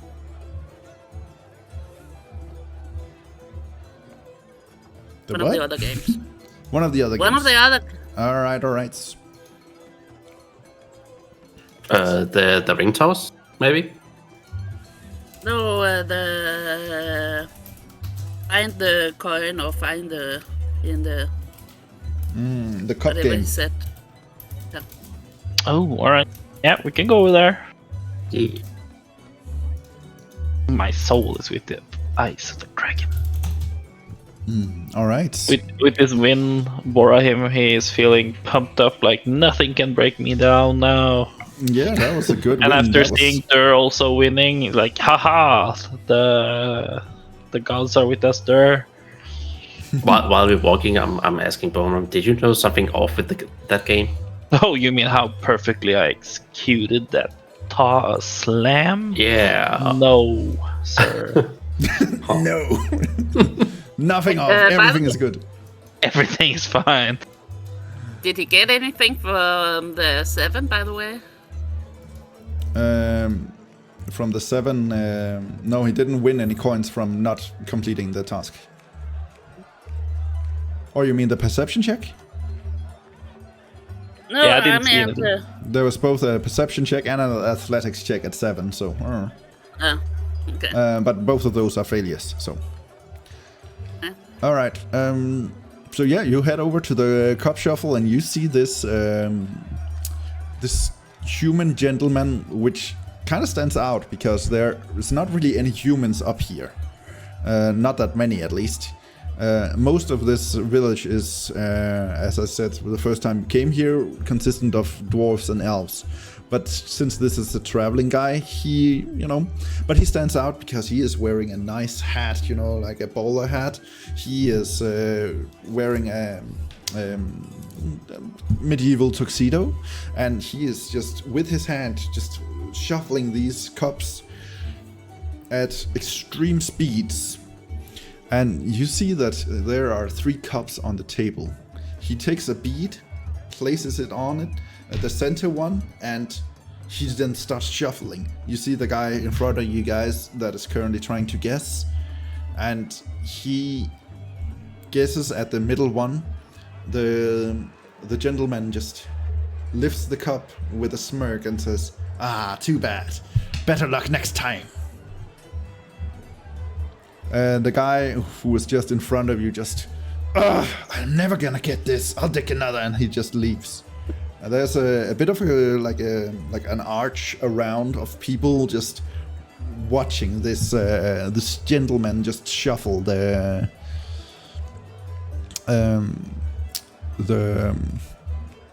beat around. Can That guy's no idea. Can I play using sleight of hand? Oh, Well, he's the one shuffling and everything. So no, you would not be touching anything. So, but how would you use sleight of hand? either sleight of hand or stealth, I was thinking, but But that would be if you want to shuffle, or what? I was thinking having a beat of my own and Yeah, okay. Well, you can offer him that, but that would probably need, to persuade him of that would be a persuasion check first. what was the other games? There's also targets, where several targets are sat in at the end of this shooting range. So approximately 75 feet away from you guys, where you will be using their crossbow to shoot targets. Then there's pin the tail on the donkey, where you guys get blindfolded, spin around 3 times, and then have to put the tail on the donkey. And then there's the classic ring toss, where you have to toss a ring into these poles set on the ground. I want to play targets. The gentleman looks at you guys. Would you like to play, any of you? Yeah, I wanna play the guessing game before we. Sure. Sure. Let's see. All right. So he takes the beat and he starts shuffling it. So I will need you Give me a perception check. That's not my favorite skill. Ooh, 11. 11. All right. So yeah, go ahead and guess. You don't see anything. You don't like. You have some idea of where you think it might be. You see him shuffle the rock to the middle, to the side, to the other side, then to the middle, then to the side, and like the speed goes faster, and you can guess 1, 2, or 3, middle, left, or right. Ooh, I will do left. Left. He takes the cup, he lifts it. Ah, too bad. Better luck next time. He holds out his hand and awaits the customary 5 gold. Alright, I give him the 5 gold. He smiles and nods and, like, in a very gentlemanly way, just with a smile in his eye, just, would you care to try again? Oh, maybe later. What about you, I wanna my give it a green go. friend? Yeah, let me show how it's done. All right. All right. So go ahead and roll me a perception check. 10. 10. All right. So you see him again start to shuffle these around, and what you do notice is at some point he does seem to be doing a sleight of hand check, and you do see this bead slide up into his sleeve as he just sets the 3 cups down and smiles and goes, "Which one is it?"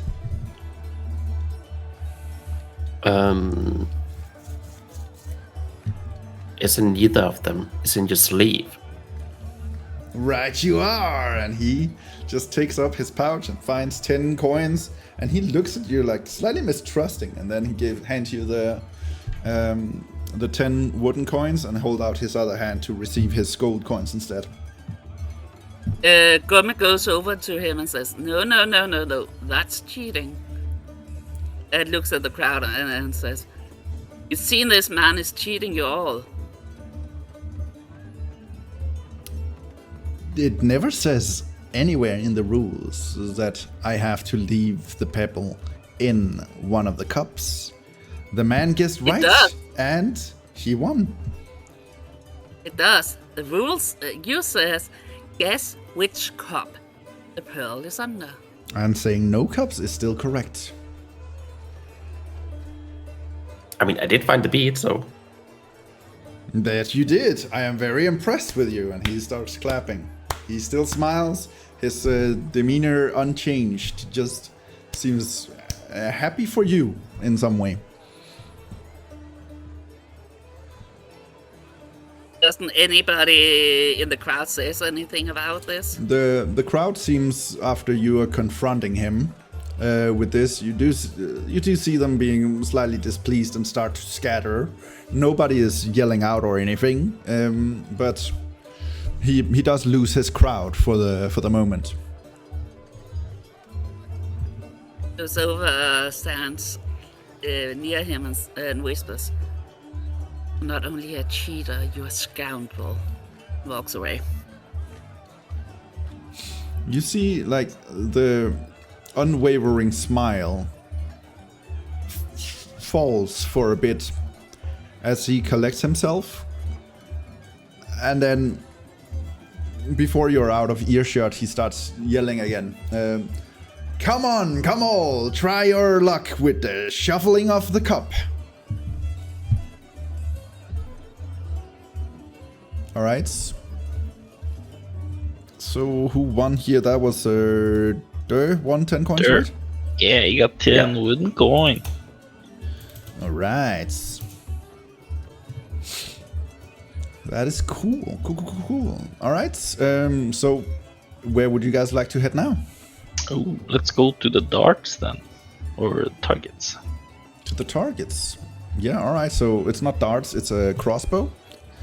So, but you see a guy just like in front of this long shooting range, and You see there's like 3 spots for people to be shooting. And again, like he yells out, trying to lure people over. There's still 2 slots available right now. As the last guy is trying to get some points, and he is, you get 3 shots, and he is like yelling at the rules. 3 shots, 3 shots. If you manage to get, and he mentions that you need to get a total of 25 points. Then you would be able to, sorry, not 25. If you get 30 points, then you will be able to get the wooden coins. And what you see here, this guy is again very handsomely dressed. Again, a human. He looks very familiar to the other one. Like, you could almost swear it would be the same person. Dude, weren't you just over with the cops? Oh, no. That is my brother. Oh, so you're a scoundrel too? A scoundrel? Ah, no. I am an honest man, trust me. Looks at him mistrustfully. Can I see the crossbows you are using? Of course, and he hands you a crossbow. It is a big, heavy crossbow. With dark wood made and like a metal bar along the crossbow. It seems quite sturdy. So give me an investigation check.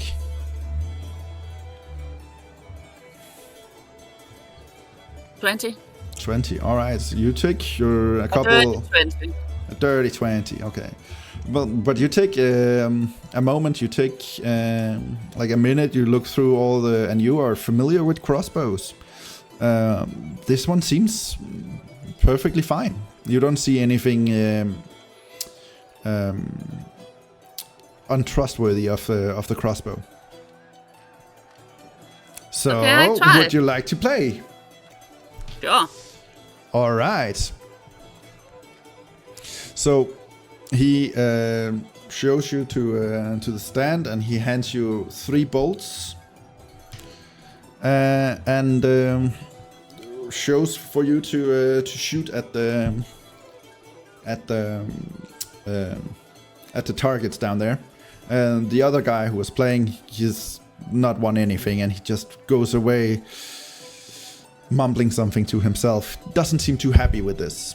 But you see, as soon as he turns around and looks into his wife and child, you see his face just lights up instantly. And he goes away happy, and the wife hands him a candied apple as they walk away.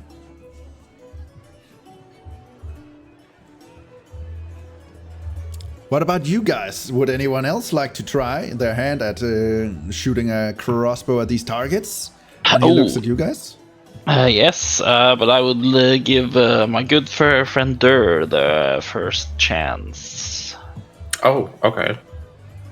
Well, Durr Let's does touch it. one of those. Feel free to come up and try your hand at shooting a crossbow. Looks at, well, all 3 of the lanes are open, so he looks at the guys. Let's see who's the best shot.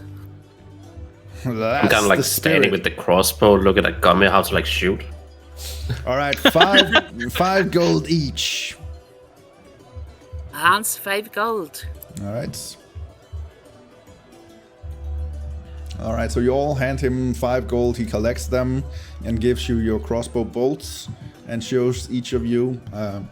And for you, Durr, he shows you also how to load the crossbow, so you'll be able to shoot. Ah, yes. Probably a good thing, yeah.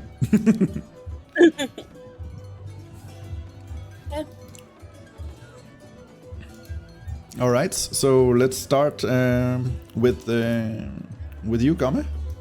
Go ahead and make go ahead and make me a normal attack roll.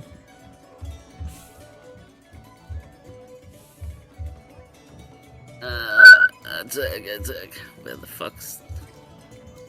just use my Tinkerbolt.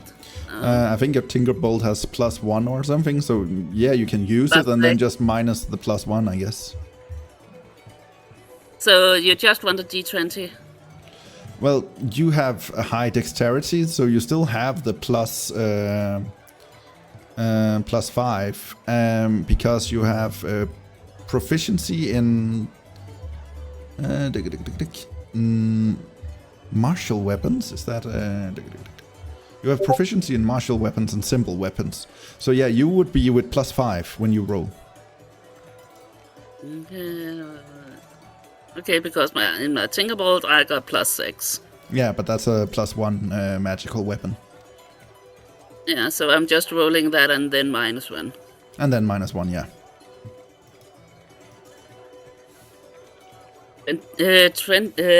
24. 24. All right. So you shoot, and the bolt just flies into the area. Let me just check. It's 24. Yeah. All right. He is applauding. You hit the bullseye, and he is super impressed. That is quite impressive. Good shot, young man. He hands you... well, actually, no. You still have 2 more shots. So, but you got 25 points for hitting the bullseye. So you actually only need 5 more points in order to get a prize. Shoot again. All right, shoot again. What the? 24. Oh. 24. Yeah, I hit bullseyes again. He just... Wow, that is really impressive. All right, you already won your 10 points, but if you want, you still have 1 more shot. Looks at the guys. Yeah, just let me just try. Do you close your eyes? 19. Do you close your eyes to show off? Yeah. So roll with disadvantage. Just to see. Just roll it. 18. 18. All right. That's still very high. That is still very impressive. It hits in the inner ring of the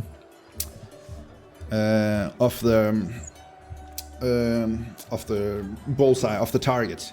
So it still gives you 10 points. So the total score of 60 points. He laughs. He is ecstatic at your skills and he applauds you. That is some impressive shooting. Color me impressed. Thank you. He hands you the 10 wooden coins and bows to your skill. He then looks to the next one. So Gomme have already shot. So that means Durr or Bhorahim. Who wants to go next? Let me mimic that. All right. Oh, so that's how we do it.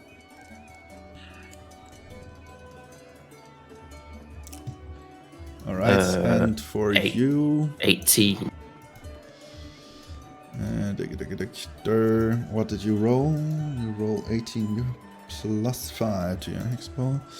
But the hex pole is the +5. Let me just check, because this is a dexterity skill and the hex pole is so that would say when you use the hex pole, it doesn't have +1, so no, nothing yet. Nope. So with yours, you have to say -2. So that brings you to a total of 16 for the first. So it still hits in the inner circle, and you do get 10 points. And again, he is applauding. Wow, you also have a good eye. Very impressive. You have 2 more shots. Righty. I take another shot. That'll be a 7. All right, a 7. So you shoot and you hit all the way out in the outer ring of this target. And he is like still, well, at least you hit something. That's 1 more point. So now you have A total of 11 points. You can still make it if you land a bullseye. All right. 15. 15. Again, it hits in the... this one hits in the center ring. So the middle of the 3 rings. And he is still impressed. He smiles. Very good shooting, especially for a first timer. I'm very impressed. And that gives you another 5 points. You are currently at... how much are you currently at? You're at 16 points. Unfortunately, it's not enough to get a prize, but very good effort for a first shot. He looks to you, Bhorahim. Smiles, flashy smile. Now let's see for the big guy. Oh, yeah, but first I have to tie my shoes, sir, and I cast guidance on myself. Guidance. Let's see. I just gotta check what is guidance. So, you also have to mumble something to yourself.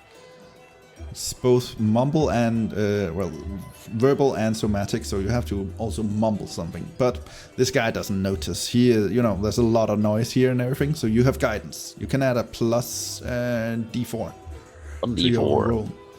And for you, you have +2 to dexterity. So actually with you can just do, and you also have martial weapons. Do all of you guys have martial weapons? Yeah, you do. Alright, so yeah, you can just roll your normal mace attack. Or your short bow. It's the same. Yep. Alright, I will do the short bow. Ooh, a 7 plus a D4. Plus a D4, roll the D4. It can change the outcome. Yay, to an 8. That did not change the outcome. So you shoot off like this big heavy crossbow, but like in your hands, because you're the size you are, it's like a small crossbow to you. But you shoot it and ding, and it sits there in the outer ring. Well, that's 1 point for you. I was hoping for more. Go ahead, fire your second shot. You can still make it. Alright, I fire again. Ooh, 13? 13. So it goes zoom into the center of the 3 rings. And he is, improvement, not bad. That gives you 5 more points. Go ahead, last arrow. You can still make it if you hit the bullseye.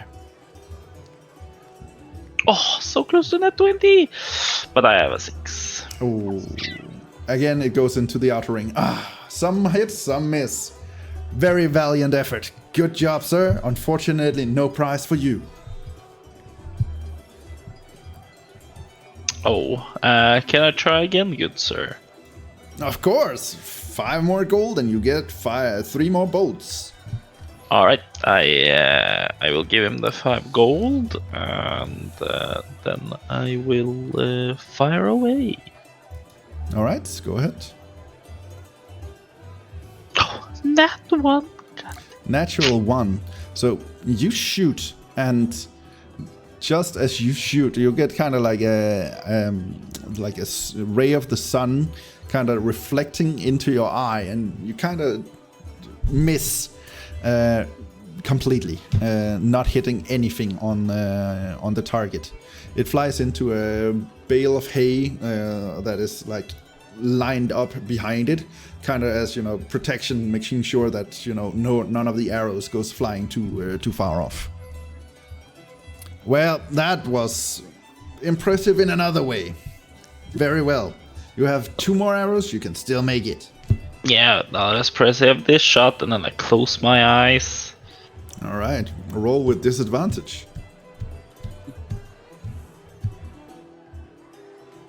Oh, 19 plus 4, and I have to do the 12. God damn it. Oh, okay, so the 12, but you still have guidance, right? That's lasts for a minute, or? Yeah, that lasts a minute. Yeah, 13 is the lowest. Why are you rolling 1 so much? I thought you guys used them before we even got to shore. But Nah. no. Nope. Lommit This Bhorahim got them saved up. All right. So one more arrow just goes flying. This one hits into with the 12. That hits into the inner ring of like there's 3 rings and then the center. So it hits into the inner ring, and he is impressed. This was your best shot so far. He claps and says, "That's 10 more points. You now have."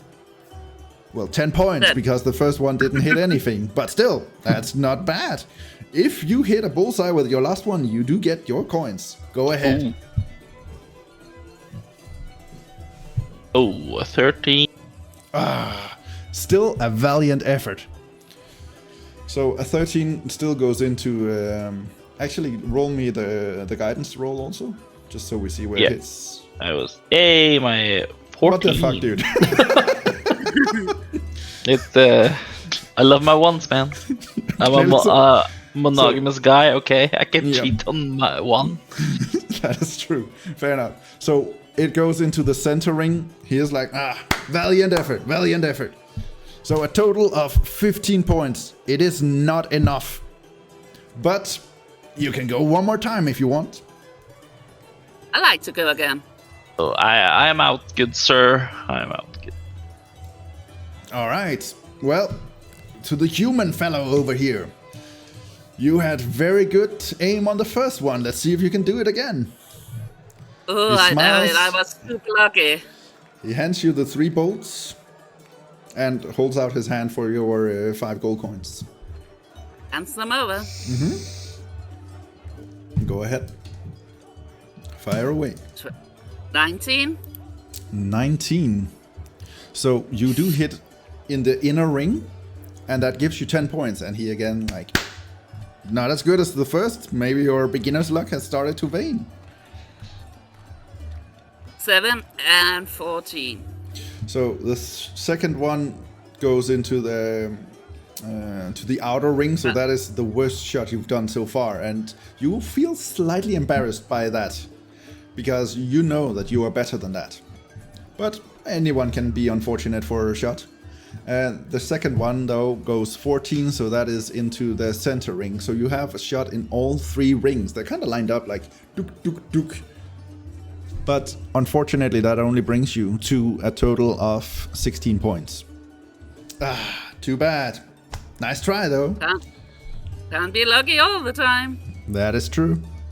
He smiles and waves you guys.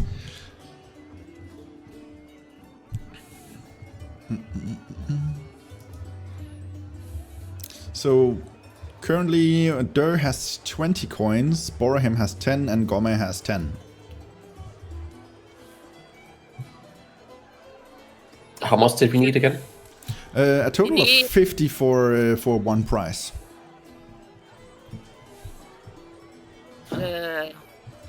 Looks at the guys. Either I can try shooting again, or we can try the ring toss. There's also pin the tail on the donkey. I want to try pin the tail. Alright, so let's go to the pin the tail first, and then we can go to the ring toss afterwards, yeah? So, pin the tail. You see an elven woman. She seems very friendly, and she's like, come on, come on, let's roll and see if you can pin the tail on the donkey. You, good sir, would you like to play? I would like to play, yes. Alright, well, 5 gold coins, and we can see if you can roll with the donkey. Alrighty, here you go. Thank you. And she finds a blindfold out. It's pretty much just a piece of cloth. She ties it around your head. So, can you see how many fingers I'm holding up now? 2. And now?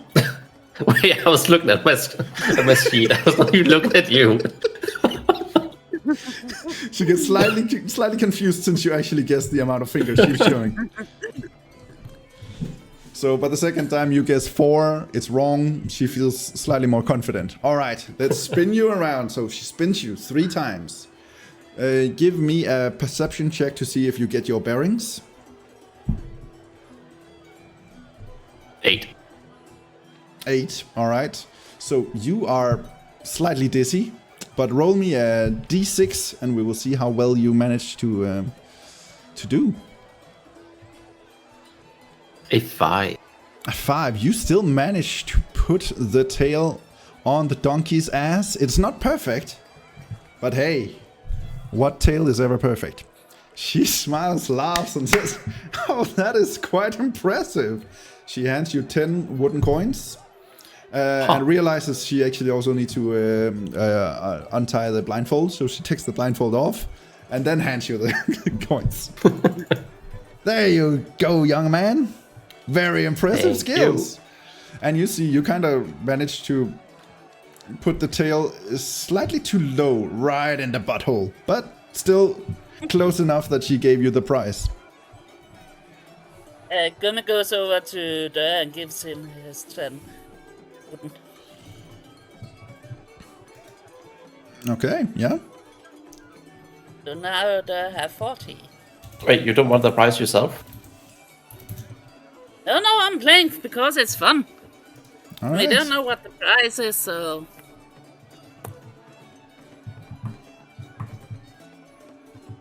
It's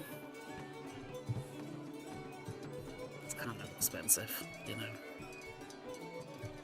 Yeah, it is expensive. So you are hoping the prices are worth it. Because that's a lot of gold you're just spending here. I mean, Yeah. there's like 90 gold we can win later. Yeah, you can easily win a lot of coins back, for sure.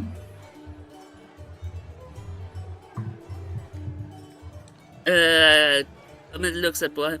What about you got 10 coins too.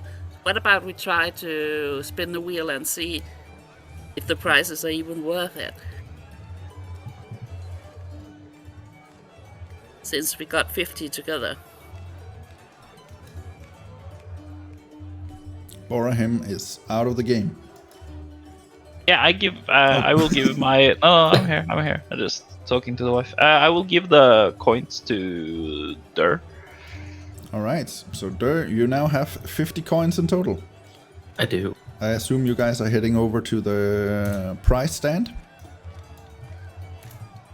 I guess so, yeah. Yeah, and over there you see the prize. The one who's taking care of the prices have been switched out from the guy you saw earlier. So now it's sitting a dwarven woman with bright red hair, a big smile, and like these big metal braces and apron, and just like this beautiful red dress underneath. And she smiles at you guys. "Oh, did you manage to get 50 points? Would you like to roll for a prize, or would you prefer to keep the wooden coins?" I would like to roll for a prize. Okay. Roll. You get the sense. She was kind of hoping she could avoid giving you prizes, but she's allowing you to roll. Where do I roll? You just roll me a d20. Alrighty. No! So close to a 20. Oh, I don't, 14 is good though. it's not like it's better prices the higher the higher you roll. It's just completely random. 20 items listed down, so here at 20 might not be the best price. But a 14, let me check the price table. She checks, she has like a list, and she rolls up and goes like, ooh, very interesting.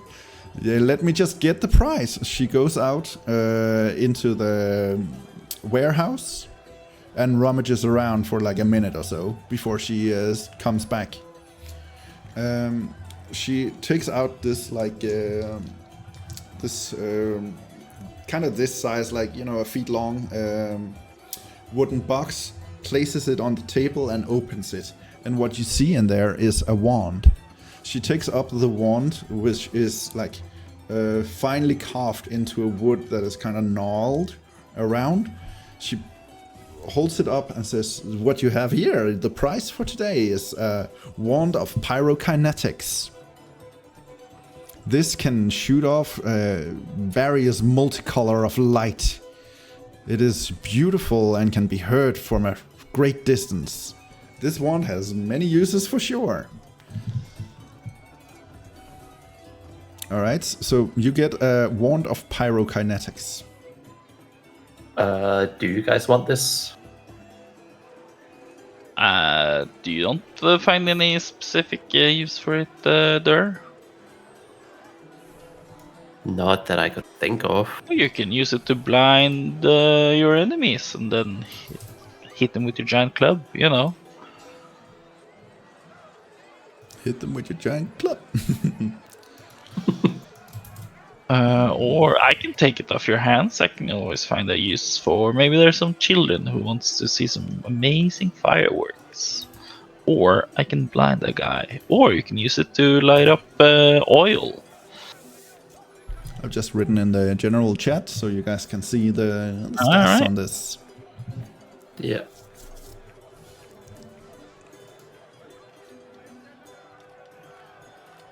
She smiles at you and... Do you have any more coins to change for a reward? Not for now. Fine, but do come back if you get another 50 coins. I can assure you that we have prizes of all manners. Alright, so yeah, you played the games. Would you, what would you like to do, guys? Do you guys want to get more coins, or do you guys want to go get some gold? Let's go Wanna get some gold. gold. Wait, wasn't there also like the drinking contest for the coins? No, that's for the gold. Wasn't the gold? The drinking game, hunting and tug was for the money. The tug of rope was for money, where you participate in that. The drinking contest, there wasn't really any rules listed, so you'd probably have to go to the tavern in order to learn of the rules.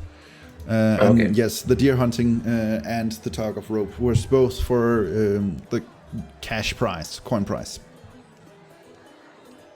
All right. Let's start with let's- the top. Yeah, let's get some money. All right.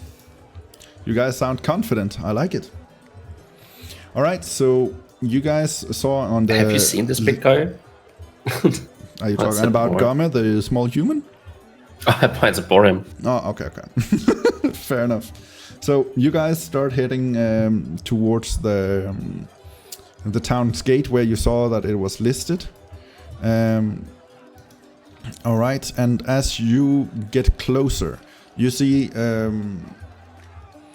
along the way, this is not the tug of rope, but you see a scrawny merchant with black hair down to the top of his eyes.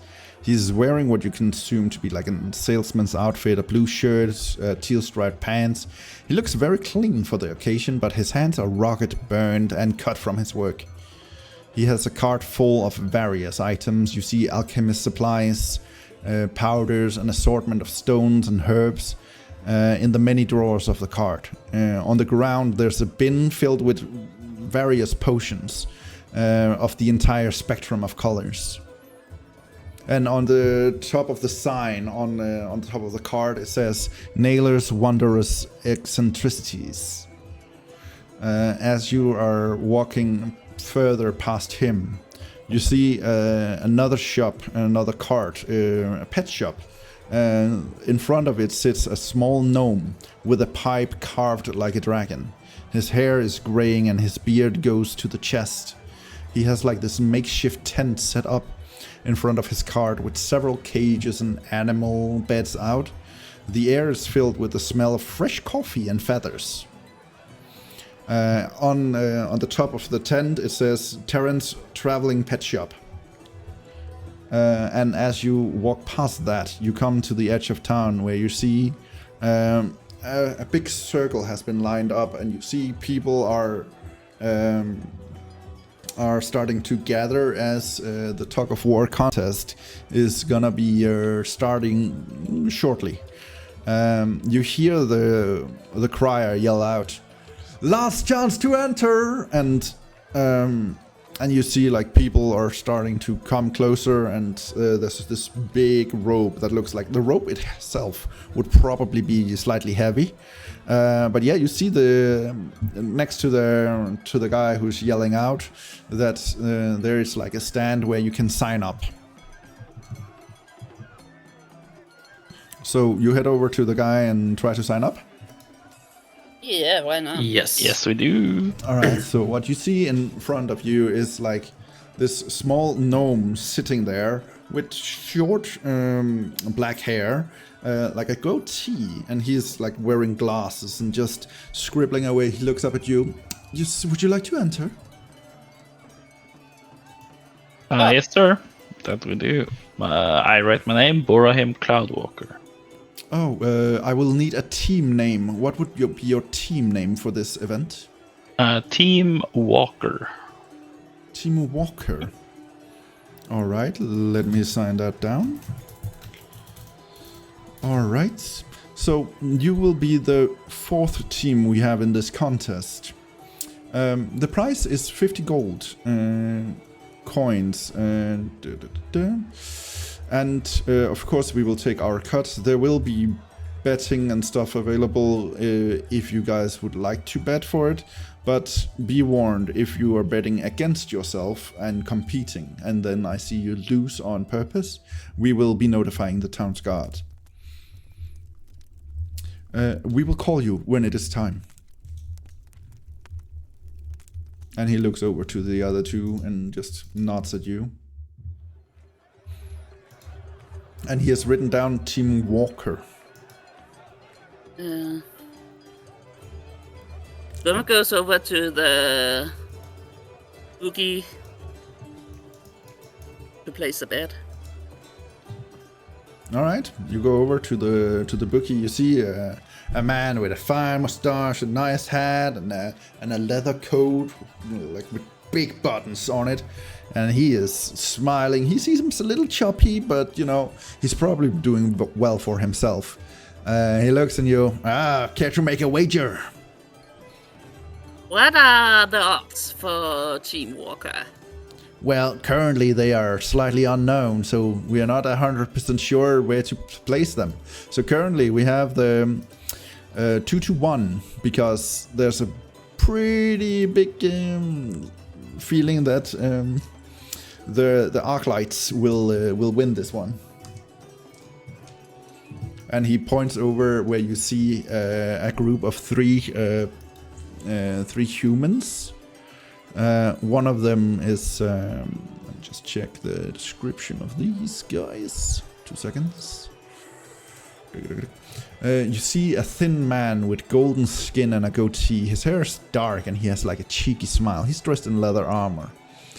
You also see a taller human, very robust, with red hair and a beard. He's holding a shield and wearing heavy chainmail. And the last one is a golden-haired girl with a spear and a bow on her back. She's dressed in spiked leather armor with flourishes decorating it. I like to bet 20 on Team Walker. On Team Walker, all right. So he holds out his hand to receive the coins. And he writes in his ledger 20. And your name would be? Gomme. Gomme. All right. That is... Can I put down 50? So 20 on Team Walker. And you said you want to place 50 on what? On Team Walker. Also on Team Walker. Oh, we might have an underdog. Interesting. So 50 on Walker. And your name would be? Durr. Durr. All right. Is that with 1 or 2 R's? Yes. I'll take that as a yes. Good. All right. I have written it down, and he writes down both. He takes your coins, and yeah. You hear the crier yell out, "No more emission!" And then he starts like goes over to the guy who has been signing up teams, takes the team roster, and starts yelling out, "Can we have the underdogs versus the ruffians?"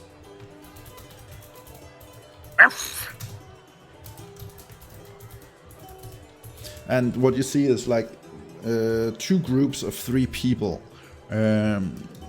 You guess the ruffians are probably sailors based on their tattoos and their whole, the way they dress and carry themselves. And the underdogs are 3 skinny guys that seems to be bursting with confidence. And they both groups go over, pick up the rope, and sets themselves ready. The crier goes into the middle, holds out his hand on the rope, and goes, "All right, underdogs, are you ready?" They yell out, "Yeah." "Ruffians, are you ready?" "Yeah." "All right, let the best team win." And he just holds up his hand, and they start talking, and those 3 skinny guys just goes flying. And they just laying on the ground instantly. It was very clear who would win this fight from the start. The 3 skinny guys start laughing, and they seem to be mostly been doing this as a joke. But they are out of the contest.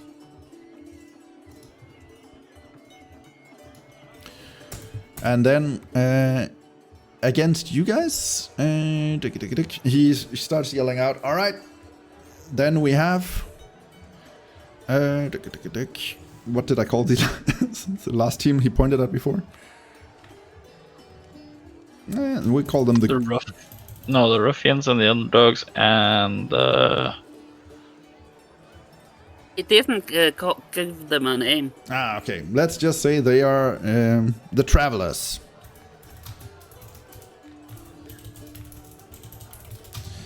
And you guys are the walkers. All right, can I have the travelers up here and the walkers over here? And he points to each side of the rope, and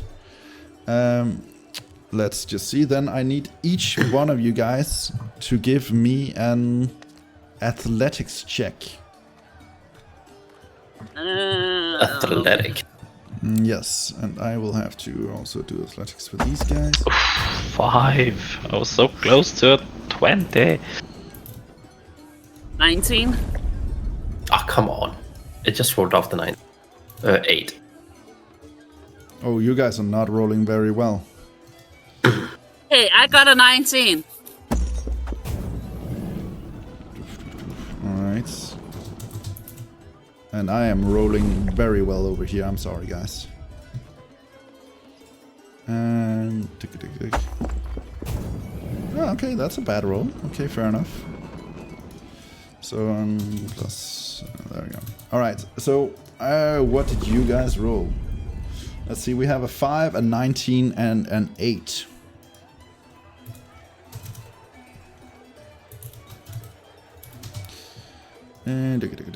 Alright, so you guys start pulling, and they start pulling, and you guys are starting to lose ground. Gomme, you feel your feet are starting to slide under you as you are getting pulled further into them. And Bhorahim, as you're standing on the furthest away from the center, you are kind of setting down your heels and just really trying to be the totem that just locks you guys into place, the anchor. Alright, so this is a 3-roll competition, so you guys lose the first round and is starting to lose ground. Let me have one more athletics roll from all 3 of you guys. Nat 20. That's So 21 total. A 7. 5! Come on! My dice are cursed today. Yeah. Same. I think we need to refresh the page. Feel welcome to refresh the page. And then the last one. But a nat 20 goes a long way. Also, why is it the human that is best at strength right now? So a nat 20. Hey. Where is the food? Six, 5. So that would bring the total to 27. Oh, you guys are starting to put your weight in, especially Gomme. Gomme, you just, you inspire yourself. You just think of, all the inspiring thing you can and just, you do a quick jab and kind of seem to be able to get the opposing team off balance. And this is enough for your backline of the 2 giants to just start pulling in. And you guys are now equal on the ground again. We are back to square zero. And then the last roll for each of us to see how this ends up.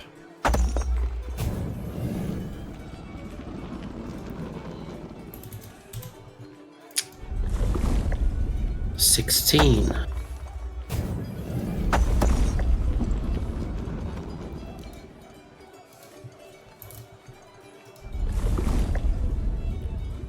Athletics. Oh, 16. Okay. 15. So 16, 16, and 15? Yes. Damn, guys. All right, so you guys, both of you guys, you feel the momentum that Gomme has managed to get. And as you guys start to pull back, you do not let go of this momentum and you pull.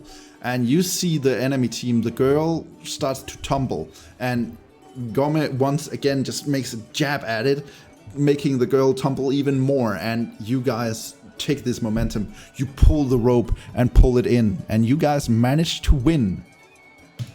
And this guy, the crier goes, "There we go, for the walkers. They are the winners of this contest. Great job. Last round."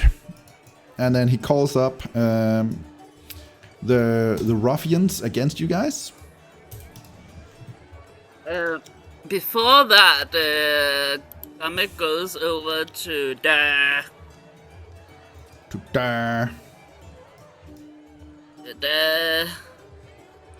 Where is he? And says to him, "You can do it, yes you can. Who can do it? I can.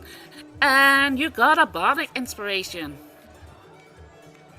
All right, a bardic inspiration. Currently that is a d6 or? Yep. Yep, all right. So Durr, Okay. you get to add a d6 to your roll. Any roll of those 3, you can use Yeah, it. you if, decide when you want to use it. So if you roll bad, you can choose to add it, or if you roll well and just want to really ensure the victory, you can also do it then. It's up to you. Anyways, I will need you guys to once again go ahead and roll me an athletics check. Can I roll acrobatics instead? 21. Acrobatics is... How would you do that into a tug of rope? Describe it and then I will allow it. I roll athletics. Okay. Fair enough. 7. Mm-hmm. Oh, I think we got it. You will leave it at that? Yeah. All right. And I will just use here. And let me just check.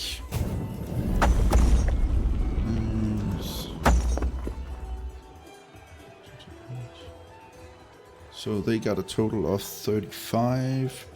And what did you guys get? 28. You actually do manage to get it. Yes, you got it. So first round, you guys are starting to pull in. You feel the vigor of just having won the round against the travelers, and you start to pull in. So the sailors are currently losing ground. Let's go ahead and for the second round of this.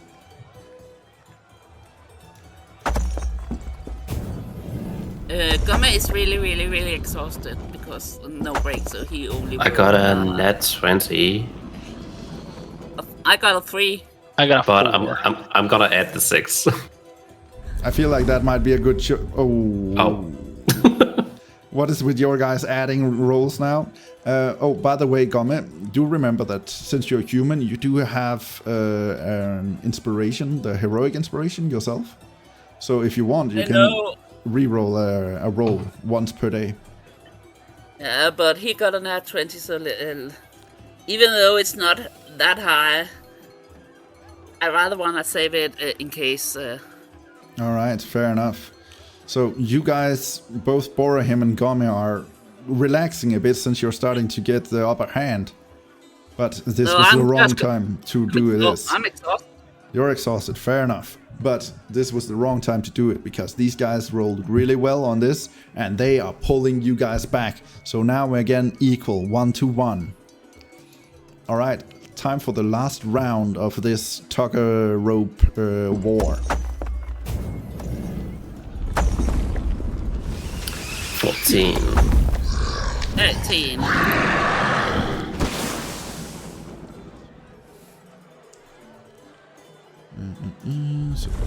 14. All right, so 14, that is a total of 28. Oh, you guys managed to just barely pull it in, and the sailors, they tumble and they fall to the ground, and you guys are declared the winner. And the winners of this contest is the Walkers. And the crowd goes wild. Ah! And cheers all around. You guys feel slightly blushing as you're not used to being this much in the limelight. But yeah, you won. Congratulations, guys. Yay! Huzzah! Hussar. I celebrate with taking some breath exercises, and I excuse myself because I need to go to the bathroom. All right. After I got my bath, I go to the bookie for my reward. All right. So you went with 20 on Walker, so that means with a 2-1, you do manage to get 40 gold back. Yep.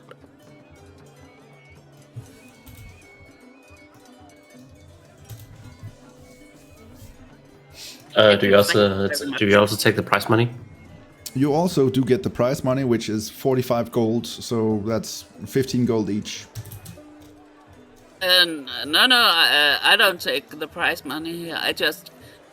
So you can take all 45 gold. We can put the prize money in the party inventory. Since it was a shared effort. Oh.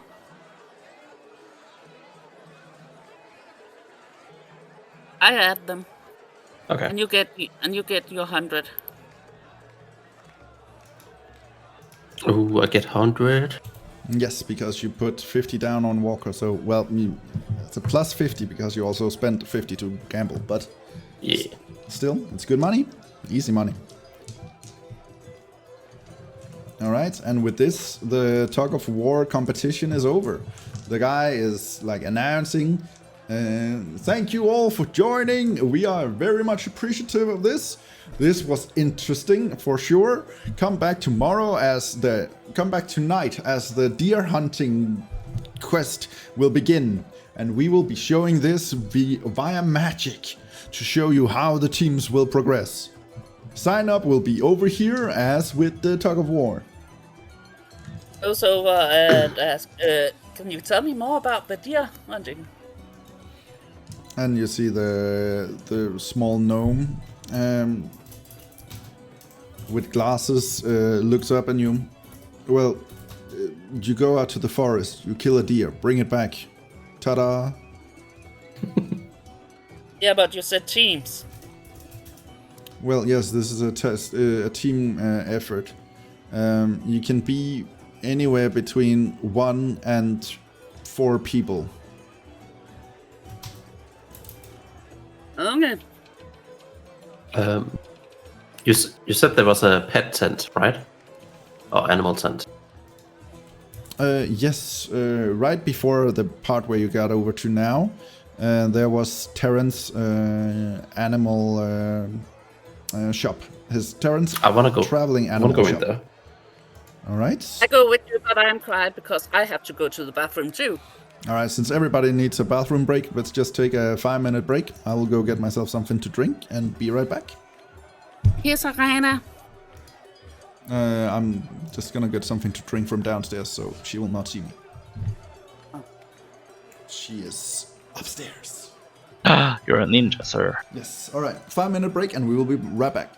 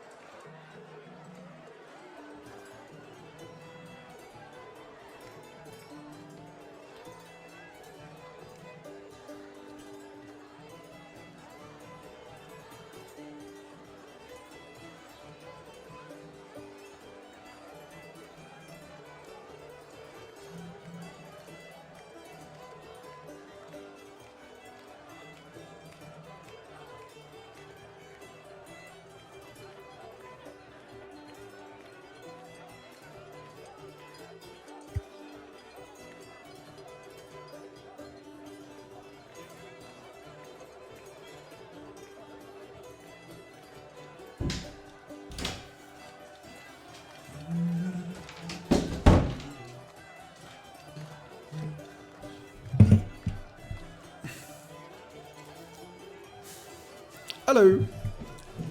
Welcome back. Hello. Thank you. Cinder 6 Pyro mods check.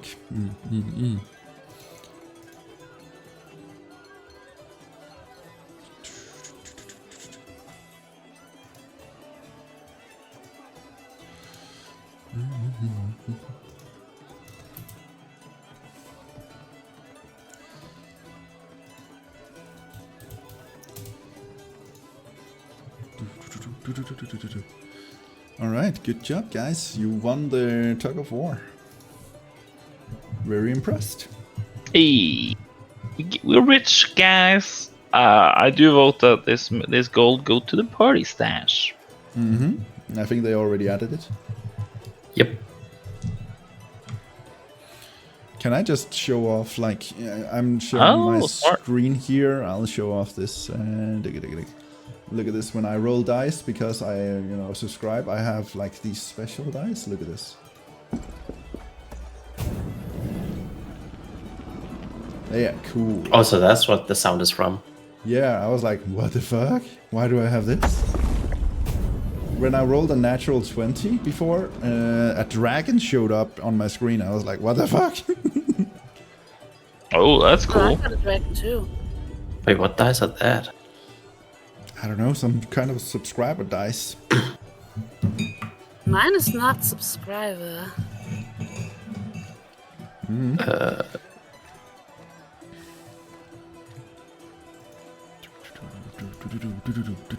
All right. Anyways, everybody's back. So should we? You guys were heading to the small shop. The animals. The animal shop. All right. Let me just go over here. All right. So you head over to Terran's traveling pet shop. Yes. And you see in front of the tent that he has set up in front of this hut of a cart. He's sitting there with a pipe shaped like a dragon, just blowing on it and like. And when he's blowing smoke, it actually takes the form of a dragon, just like floating out of his mouth, out of smoke, and just dissipating within a couple of seconds. Greetings, guys. You look strong. Very impressive. Congratulations on your victory. Thank you. Thank you.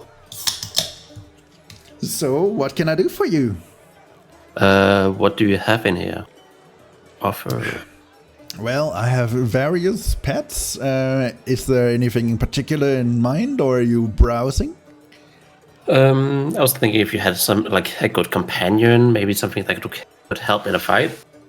Something that could help in a fight. Ooh, well, I'm selling pets, not really trained fighters. But I do have this little guy. He might be able to do a little bit, and he just goes over to one of the cages, opens it up, and finds a small dragon. So what you see is like a dragon with like darkened skin. Like it is a yellowish dragon, but with darkened skin around its eyes, kind of looking like glasses. And it is like currently having paper in its mouth, just chewing on it. And it looks up to you, and you get the sense that it is probably not gonna be super strong in a fight, but it is a dragon, so who knows? Is it something that can grow? Well, Or is it permanently in that size? with enough time, of course. This is just a young bookwormling. They're not really known to be fighters, but they are quite good at reading and carrying things. But they're also a bit of a glutton. But he is very cute, isn't he? Oh, I also have this one. This is also super cool. Again, I don't really have fighting. I guess if you're fighting other pets, maybe. I don't know. Maybe you could try. But, you know, I would prefer if you treat your pets with care. But I do have this one. And he shows out like this black semi-ethereal cat. Like it is almost see-through. With like big bat-like ears, sapphire blue eyes. And for a moment it seems like it's shifting out of reality, and then it just shows up again. And he's like, this is a gloom cat. They're very rare. But therefore also slightly expensive. But it is quite amazing. Really, I just love this kind of pet. And you see this black cat just look up at you with these like a sapphire blue eyes, and you feel like it's looking straight through you somehow. And it is beautiful to you. I also have various other things.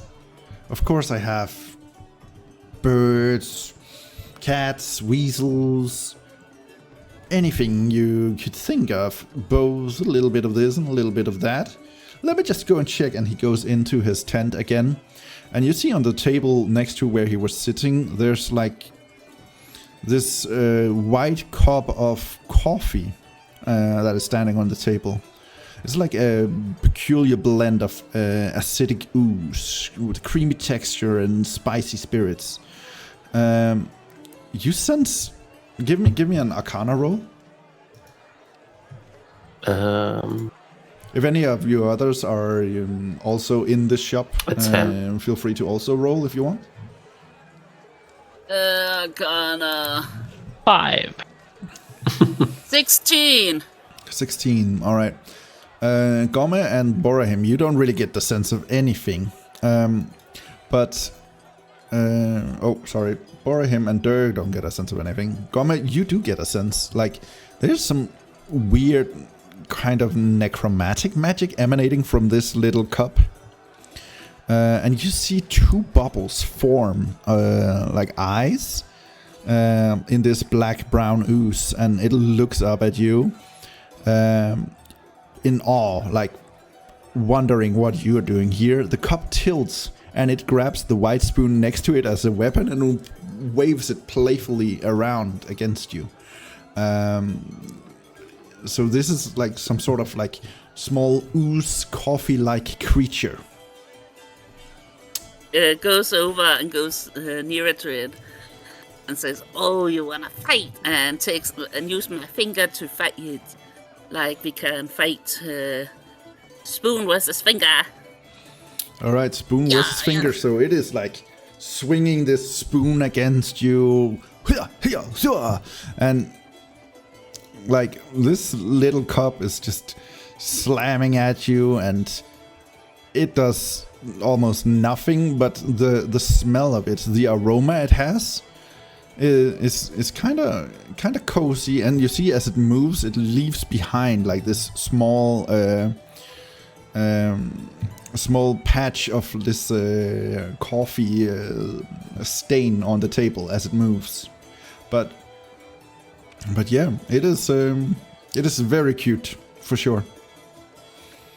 Let me actually check, because it does actually have an attack. Let me check. Does 15 hit? Yeah. All right. So it hits you with the spoon attack.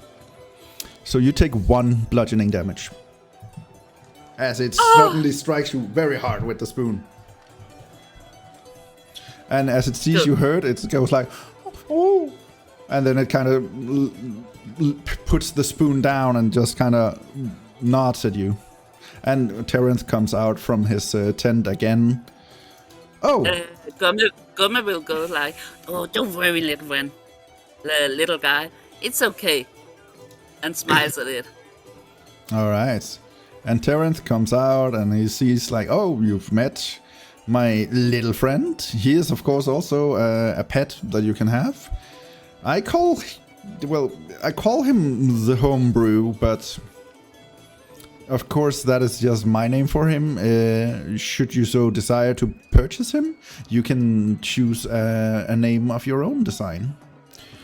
He's quite good. You can drink his liquids, and it will give you a boost, fighting away exhaustion. If you feel exhausted, he can help you deal with that more efficiently than any cup of coffee. But what I wanted to show you is this, and he holds up. Let me just check. He holds up like a small mimic, bred for, like, this is kind of mimic that is bred for being pets.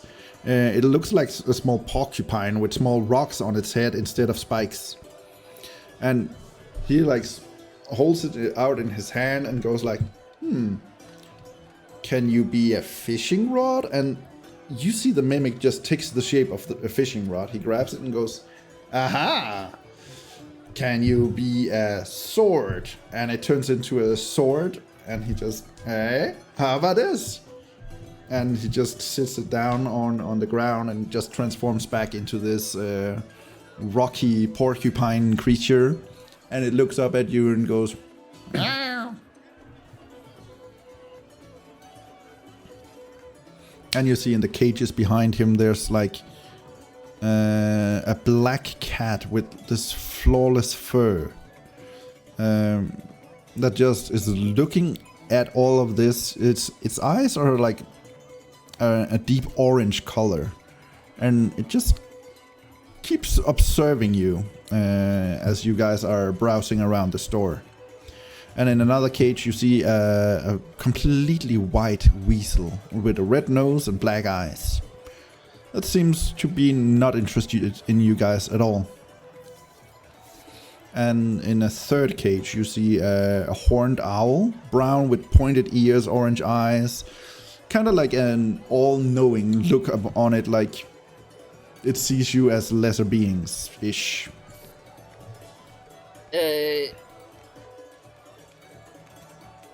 So Merv is like, "So, what does he eat?" He's basically looking in the cup because and smiling. He looks up at you and, well, what do you need to brew coffee? And he smiles. Water, yeah, that is correct. So water and beans is pretty much all you need, and he will be able to transform that into sustenance and coffee all day long. It's quite cute. Yeah, he is cute. And he's a master at fighting. That is Smiles true. at him. And he looks over to you, Durr. Is there anything that takes your fancy, good sir? I'm quite curious about the cat. Does it have like anything like Is it just a regular cat, or does it have like a kind of like tentacles on it? Like what is it called? Which one of the cats? He introduced both a black cat and a gloom cat to you. The gloom cat was the one that was like ethereal with kind of bat-like ears and blue eyes. The black one. The black one. That seems to be just a normal cat, but somehow it seems to like... Based on its demeanor, how it's like looking at you guys, it seems to be smarter than any normal cat would be. Like, it understands what you guys are saying, and it is listening attentively.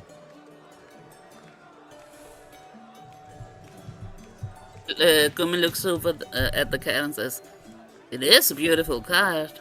Oh, you like the cat? He goes over, takes the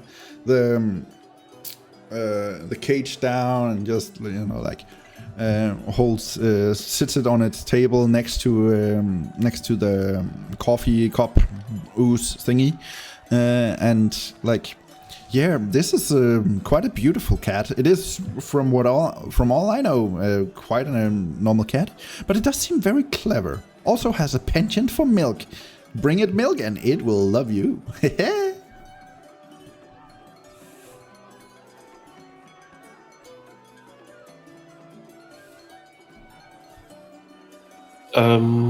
I'm looking at Gomme. Are you interested in the ooze itself? Huh? Looks up. Are you interested in the ooze?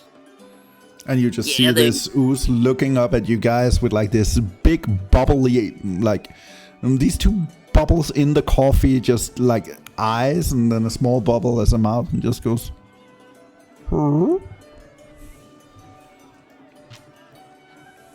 Eyes and says, "Yes. It is interesting. I will say that, but it's all about the price. So, but what about you? Anything you fancy?" Yeah. How much are they? Yeah, well, the prices for the non-magical animals are of course cheaper than the magical animals. That only makes sense. They are in general easier to keep, but they're also much easier to come by. So the black cat you were interested in here is 10 gold. The white weasel over there, it is slightly rare because it is an albino. Not easy to find. But this one will go for 15 gold. The owl over there, my normal price would be 20 gold, but he does not seem to like me very much, so I'm willing to depart with him for 15 gold too. If we look at the magical selection I have, the small dragon is 100 gold. The mimicling, which is just a whole plethora of utensils, quite handy to have, is also 100 gold. The gloom cat, this one over here, and he points to that ethereal cat, it also goes for 100 gold, and they are all kind of the same rarity. And then my little homebrew is quite rare. I don't think I've seen others of his species before. So he goes for 150 gold.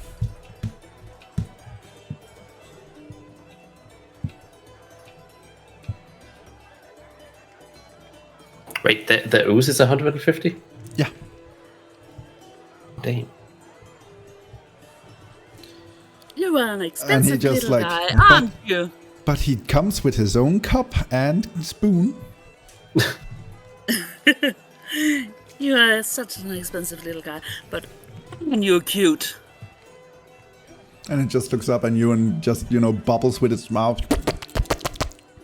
I mean, for my sake, you can use the party coin, like the prize money, to buy him if you want. Oh, I got the money. Okay.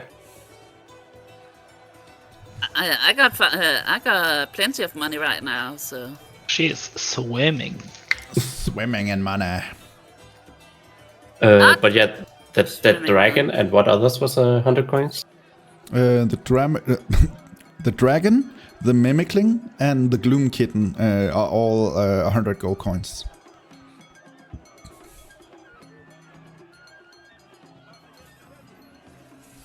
Huh.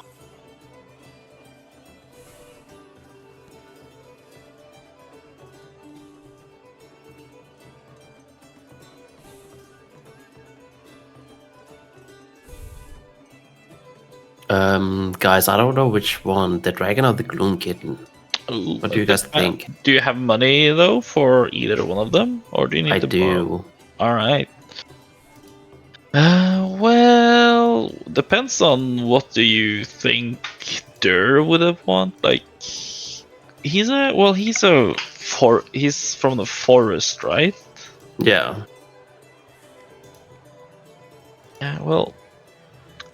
Yeah.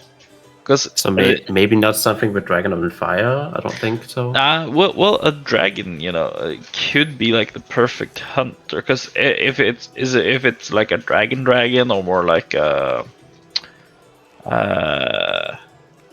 It was like a mini dragon, like Yeah, wasn't it's small enough to fit in the palm of your hand. So like it would be, standing on your palm like this, maybe this yay tall or something.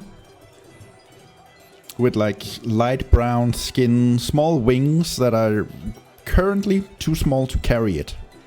And then with kind of like darkened skin around its eyes, kind of like looking as if it has glasses on it. And it is still chewing on paper.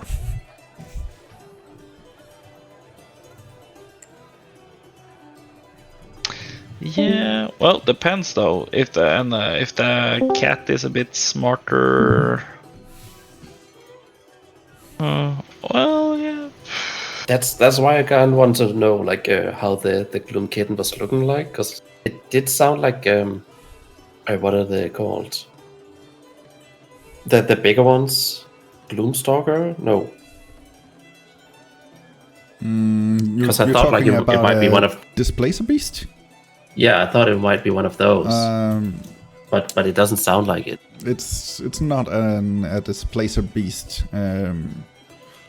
Like now we're just talking outside of the game because your character has never met a Displacer Beast yet. But this one does not have those tentacles sticking out or anything. And it is not like just completely dark. This one is more like ethereal, kind of like it is like shimmering in and out of existence, kind of like it seems to be able to kind of go like completely see-through and then all the way up to almost not see-through, like almost real, and then kind of just shimmers back. But that's kind of cool. That also sounds like handy in some way. Yeah, you can if it's a And if it's smart. If it's smart, you can use it to like if it moves through planes or like certain can shift its mass like form, then it could go through walls and stuff perhaps, or get less visible so it could get keys or other drop poison in drinks. I don't know. Yeah. Terran is just looking at this and like, what are you guys planning to do with my pets? So yeah, the cats could be useful. The dragon, I don't know, it might be like a hidden gem. You never know, but it's true too. And having a dragon on my shoulder, You see like, the mimicling that intimidation. he put down, this mimicling the small porcupine rock kind of creature. is like just laying on the floor, just drooling at this point, just.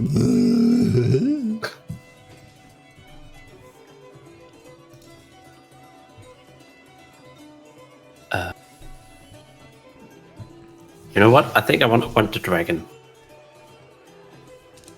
The dragon kind of just still chewing on its paper, looks up at you.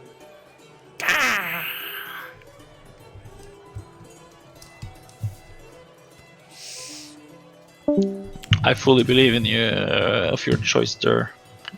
Terran goes, you want the wormling, the small little book dragon. They're quite nice. Very handy. In 1,000 years or so, it will be bigger than this village. So, give it time. It will grow into a humongous size. Give it time. Oh, all Can you right. hear me now? Yeah. Yes. Yeah, we're here. Yeah. Well, Go. Durr, what we need to do now is find a magician or like a wizard who can make a time bubble that can affect time inside. So we throw that little guy in there, and he just grows and grows. You know. Oh.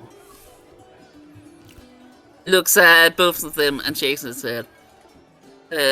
Looks at the black cat and like slowly puts his hand near the cat and to see how it's reacting.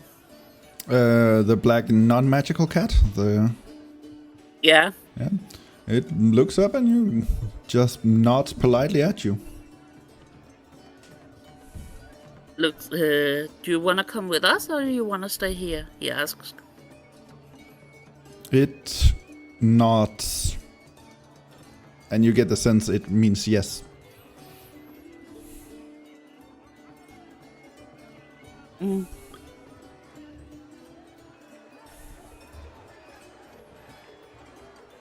Terran goes, it seems to like you. Smiles at the cat and tries to pet it. It is still in its cage, so the bars are too small for you to actually get your full hand in, but you can get like a finger in, and it goes over and kind of just takes the petting, and it purrs.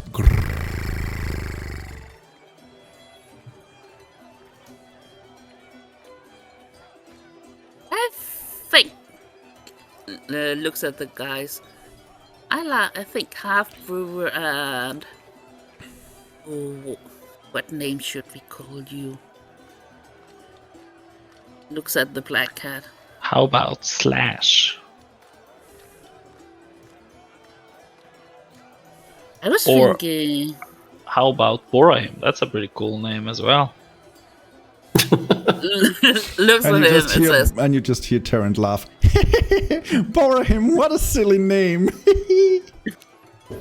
looks at Bhorahim and says, we already have one Bhorahim, and that's you. One is enough. When you say that, Terran just goes, I'm so sorry. Didn't mean that. Looks at him and says, oh, don't worry. My name is way sillier. It's Gomme. How about Saga? So, I assume you want the cat, yes? Yes. All right. That will be 10 gold. And he hands you the cage with the cat in it. And Opens the and cage? before he gives you the cage, just turns the cat towards him and go, all right, you be good now. These will be your new owners. So you need to be very good to them and be helpful if you can. And most of all, don't run away. And then he hands the cage over to you. Opens the cage. The cat jumps up on you and just lays around your shoulder, kind of like, you would do with like a fox fur or something. Just lays on your shoulder and just purrs into your ear and then just relaxes. Scratches behind the ears and says, welcome to the family midnight. Meow. All right, so you have a new pet named Midnight, I assume. Yeah. All right, cool. And Terrence looks up at you, the rest of you guys. Did you want the dragon or anything else Yes, that can? yes, I would like the dragon. Oh, yes. All right. And he just picks up this small dragon that is like just currently standing on the ground, still chewing on a piece of paper. And he just like, all right, that'll be 100 gold for this little fella, and puts it on the table, and then just like, all right. Also, you be good now. These will be your new owners, and it's very important that you try not to eat any of their important papers, okay? And he just chews along. And then he looks at you and waits for the money. I'm handing the money. All right, he takes the 100 coins. He just takes them and like estimates, that's probably right. Do you hand him 100 coins? I'm gonna hand him 95. 95, okay. He just takes it and assumes that you are not cheating on him. And he just puts it away over in a small tray with the rest of his money and just, all right. And what about you, big guy? Do you want anything, or are you, you're not a pet person? No, not right now. Maybe another time. I don't need pets when I have these two good friends. Okay. Looks at Bhorahim. Are you saying we are your pets? No, I'm saying you're my friends. I don't need extra friends. I have you, and now you have two pets, so they're kind of automatically my friends. So you have Bhorahim 1 and Bhorahim Jr. now, so you know that's pretty cool. My friends group is growing. What a wonderful look on life. That is good. I hope that my two little friends have made a good home with you guys. Please take I'm good gonna care ask of the them. merchant. Yeah. Is it eating like paper only, or what is the diet? Well, it needs a lot of fiber, so paper is good, and it's very easy to come by. But in general, I have yet to give it any food that it does not seem to eat. It just seems to prefer paper. So yeah, it is a bit of a glutton. So if you don't feed it, it might just start eating your stuff. Well, in that case, do you have it like a lot of paper? Well, I don't have a lot of paper, but I do have like this, and then he goes over and finds like a small stack of papers. You estimate that to be like probably 53 pieces of paper. He says, "This you can have for free. Just make sure to keep him well fed and happy. Yeah." All right, thank you so much. You're very welcome. Thank you for the purchase. Gomme still stands and looks at half-brew. Homebrew. No. Oh, you Gomme already said named it. half-brew. Fair enough. And it's just still looking up at you guys with like big bubbly eyes and just bubbling away.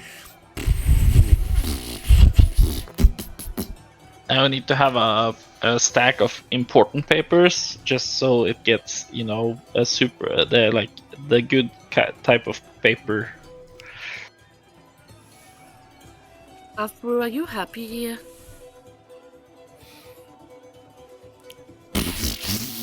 And it just bubbles along and just takes its spoon and just waves in the air.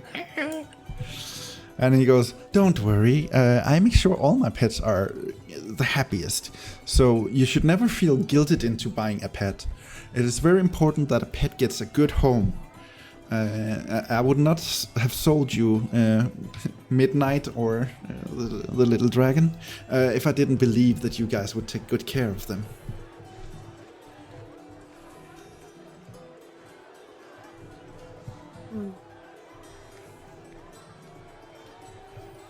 I think that was all, right? Yep. No. If Where you're should we go sure. now? But now I think we're good. Thank you so much. And offers him his hand. He takes your hand and just, please take good care of Midnight, and And yeah, I wish you guys the best of luck on your journey. And midnight. And the cat just... Yeah. Please be nice to them, okay? Yeah. Whispers to Midnight. Be nice to me. But if the other ones annoys you, you're welcome to scratch. Meow. And pets. Alright. So that means you guys got this one and this one, alright? Alright, so how do you add them? I think I will have to add them as. Can you add as another possession? Add another possession, treasure, or holding? Actually, you do have like a tab in your character sheet called extra, where you can manage extras, and that would be, for instance, having a cat or a pet or whatever, and there you can choose pet, and then just, for instance, write cat. But I've just like listed down a bunch of random ideas and stuff, so I haven't actually made them inside of D&D Beyond yet. So for now, just add something, and I will make sure to add them to D&D Beyond, and then throw them into your characters before. Add adult red dragon, because now then you have an actual red dragon. No, it's not red. Like just add an adult one. It's not red. It's brown. No, it's an adult red dragon. Wait, the dragon is brown? It's brown, yes. Light brown, and its wings are slightly too small to carry it. Aha! I got again. A cat is a tiny beast with an AC of 12 and a hit points of 2. That's In almost case, as I'm good gonna as call you. him a pep. Hey! Hey! Alright. Oh, it actually has an attack roll? Oh. +4 to attack roll? That's actually not bad. So yeah, you can use the cat for fighting. If you want. Okay. Wait, did you say a wormling, right? Yes, it's this one is called a book wormling. But it's, as the I said, closest it's one in not color really would in, be like a bronze brass, wouldn't it? Yes, just add that for now, and then I will make sure to add the book wormling into D&D Beyond. Okay. Also, I renamed it to a pep. To what? A pep. A pep? A pep? Let me write in your Is chat. that something you say when people should get a move on? Hep hep! Hep hep. Stop dallying! Hep hep! Alright. So yeah, you guys have purchased some fine looking pets. Just add them here, boom. Alright, and yeah, there's also the stand right next to the pets stand, if you guys are interested in that one.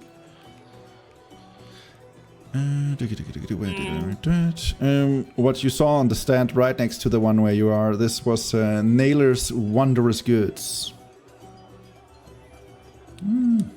Okay.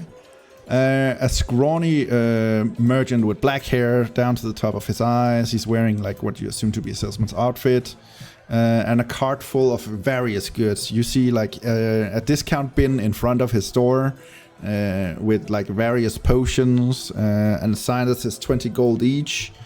And you see that he has potions, various stones. He has bottle rockets and all that kind of stuff, and he's just like, greetings, guys. Trying to kind of lure you in to see if he can get you to buy something from him, I guess. Hey, Gomme will take a look. All right. Welcome, welcome. Haha, good to see you, good to see you. All right. So, what are you in the market for? I have various goods. I have potions, I have healing potions, I have Celebone, I have Oop Stones, I have Chuckle Dust, I have Bottle Rockets, or whatever you fancy. Just tell me and I'll make sure we can find some solution. Healing potions. What kind do you have? Not just the regular ones. But I do have 3 potions left in stock if you would be interested. How much? Oh, a healing potion, 52 gold. 52 gold. 52 gold, yeah.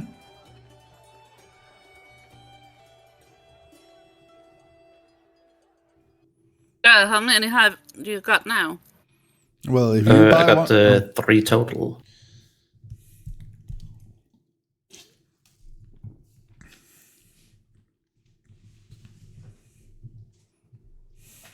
The price 52. No thanks. You say no thanks. Fair enough. No problem. Anything else that takes your fancy?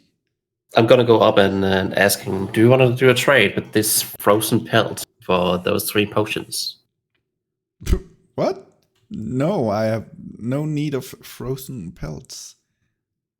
But good sir, these are not any kind of frozen pelts. These are magical frozen pelts. Really? Let me take a look. And he takes out like this small like monocle and takes a look at the pelts, which are not like they are slowly thawing. It is not below freezing now, so they are slowly thawing. So they're getting slightly softer, but they are still, you know, in the defrosting stage. And he takes a look at them and kind of, there's nothing magical about these pelts. Are you trying to pull one over on me, good sir? Oh, no, good sir. Legend has it. As you see, we are 3 mighty warriors who had just come from an adventure. And we came across 3 mighty warriors of ourselves. And these people had these 3 pelts. And we were fighting in the frozen wastelands up north. We just came with a ship, and they fought with such ferocity, as vicious as wolves. They even turned halfway through wolves with these pelts. So these pelts are magical, my friend. Give me a deception check. And since he already studied them, I would say with disadvantage. Alright, there's deception.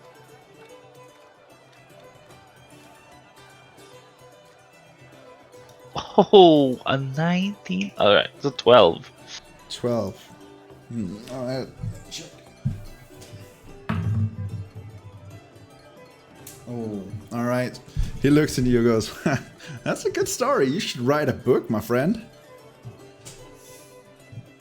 Oh, yeah. Well, tell you what, if you don't want those awesome good... pelts, well, your loss, good sir. And I just take the pelts from his hands and I just walk away. Alright. He looks to you, Gomme and Durr. That's an interesting strategy. Anyways, is there anything you guys would like? I do have Celebone, Oopstone, Chuckles Dust, Bottle Rockets. Just tell me what you would like and we can make sure to get you some.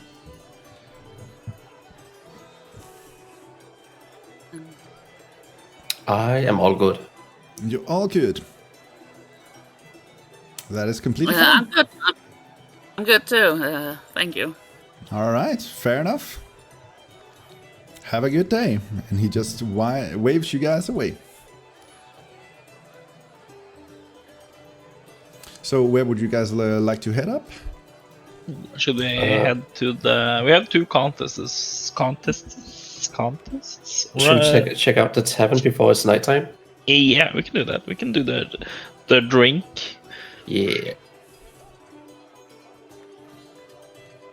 Drinking before like an archery contest, that's not gonna be a problem. Nah, that's fine.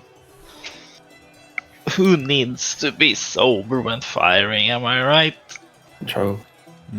Alright. So as you guys are heading from I'm just dig. Where do we have like pink? There we go. So as you guys are heading from the town gate and heading down towards the Jolly Dwarf down there, you walk past the main street here, and you do see, like, you do hear a town crier just yelling out, "Extra, extra, read all about it. The goblins are growing bold in Utgru Forest. A local hot spring is infected. Who's to blame? Read more. Rumors of an invasion. Is Safe really gonna start a war? The Sultan is recruiting. Could this mean war? Read more in the paper." And you just see this young boy just standing with a whole bunch of newspapers, just trying to sell, and people going over and buying newspapers from him. Oh, that sounds interesting. A hot spring, guys. I'm gonna go over and like buy 4 copies, one for each of us. Wait, 4 copies, one for each of you guys? Yeah, the dragon like needs to, so it doesn't eat one of ours. Oh yes, smart. I was also confused thinking, there for a like, second. I was thinking, why buy 4? Because maybe we need like to have spare food for the tiny wormling. But all right, Yeah. smart. All right. Thinking So- ahead, Durr. Thinking ahead. So you go over and you meet the boy, and it's like, "Oh, you want a copy?"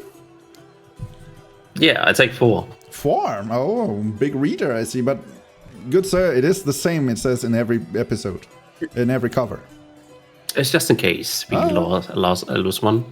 Completely fine. No sweat off my back. That'll be, you said 4, so that's 5 times 4. That is 20 silver. And he holds out his hand. You get the sense he's not used to actually having to sell more than 1 copy at a time. I give him like a gold coin. And he goes with big eyes and like, "Oh, thank you, sir. Mighty fine of you." And he just takes it and goes like, "I'll throw in an extra copy for you." And he just hands you an extra copy. You now have 5 copies of the same fucking newspaper. So you said that goblins invading a hot spring. Sultan. All right, so you guys start reading into the newspaper? I'm just what I heard from the. All right, do think, you want me yeah. to correct you, or do you just want to make your own assumptions? I wanna just read what was saying on the paper. Okay, fair enough. Wait, Gomme, who are you striking? Nobody. It was a misclick. He's fighting the ooze again. Well, Fighting the win. I was like, are you literally hitting the newspaper boy? Wow. Rude. Playing with their pen. In the middle of the street, just sucker punch the bastard. All right. Anyways, what you guys read in this newspaper is you see like there an article. Like, this is not a full-on newspaper. This is just a small pamphlet of like 1 piece of paper with, text on either side. But the first article is about this cave that is infected with a fungus up by one of the hot springs. So the hot spring is unusable. And the article does mention that all the Tavern's Keep, where you are actually heading right now anyways, should have more, like if you'd be interested in investigating that, because it does mention that they are looking for adventurers to solve the problem. The second article is a rumor about. By the way, Durr, did you hand out the paper to all of you guys? Yes. Also to the Wormling? I did, yeah. Yeah. So it is literally taking that newspaper and it is just reading along with you guys. It is not. It's still eating. It's the old unwritten paper with nothing on it. Just like, chewing on it. It's like chewing gum to it. And it is just reading along with you guys. You get the sense based on its eye movement that it actually is able to read. The second article is about the rumors of the invasion of Safe, which is the neighboring region of this area. And that Sargon II, which is the sultan of this area you currently are in, is currently recruiting for the Kreen, which is the name of his army.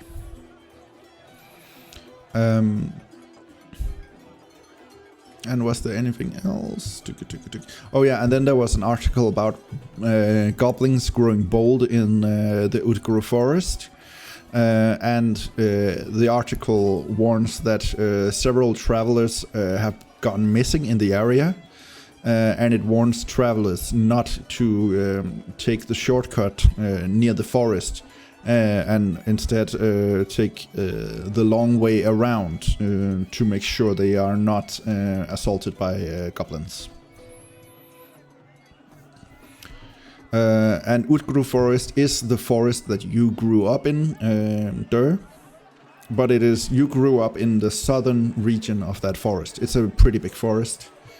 And just to give you guys an idea of what we're talking about, I'm just gonna change the map over to this region map, and you can see this is the Utgru Forest we have here, where you guys are currently up here. Yeah.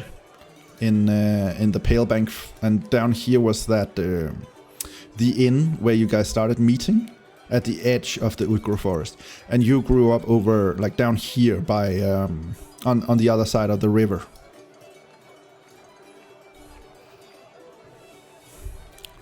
So I'm writing all this down in the newspaper.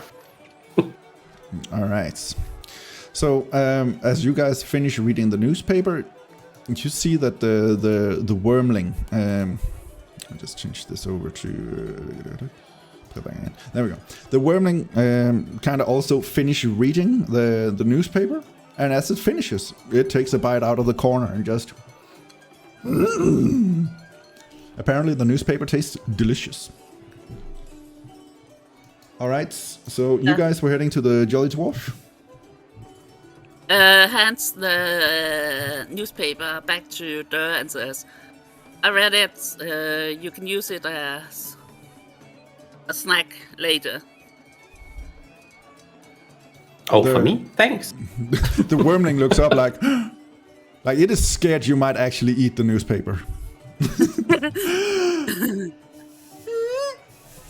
All right.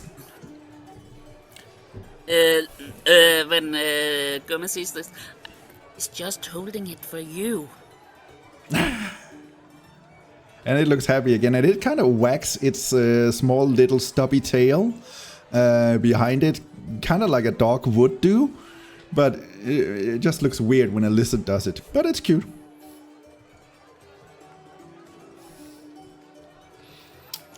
All right. So, and you guys are heading down towards the Jolly Dwarf, right? Yes. Yep.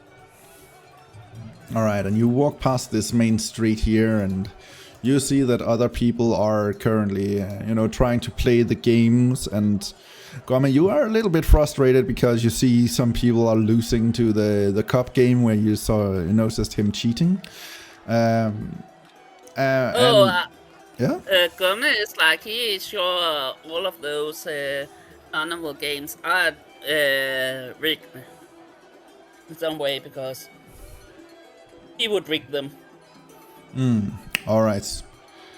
But yeah, who's to say you're wrong? I don't know. But all in all, you see a lot of people are losing these games, and just a lot of people don't actually have the amount of gold they would need in order to get all the way to a prize.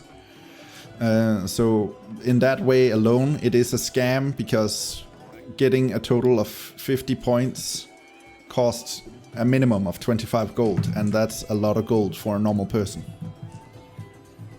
Yeah. But people are having fun and just enjoying them, and some people don't care about blowing a little bit of coin when it's a festival. So, and you guys head down to the Jolly Dwarf, and you enter. And you can see for the occasion, there has been set up a stage inside of the jolly dwarf. And the crowd in there is like, there's just so many people compared to the last time you were here. The inn is like almost full. It takes you a little bit of time before you're able to find anywhere you can actually get a table and sit down. All is just, he has currently the help of a young girl. She seems elven, is wearing like an apron and seems super friendly, and the customers seem to actually almost prefer to go to her to get their drinks. But Al is just minding his business and pouring drinks to whoever comes up to him.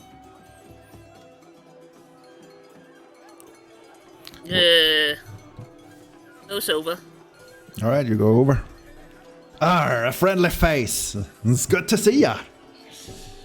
It's good to see you. Okay, it's good to see you. It's good to see you. Thank you. Smiles and says, "It was a hard mission, but we are happy to be back." Yeah, I heard.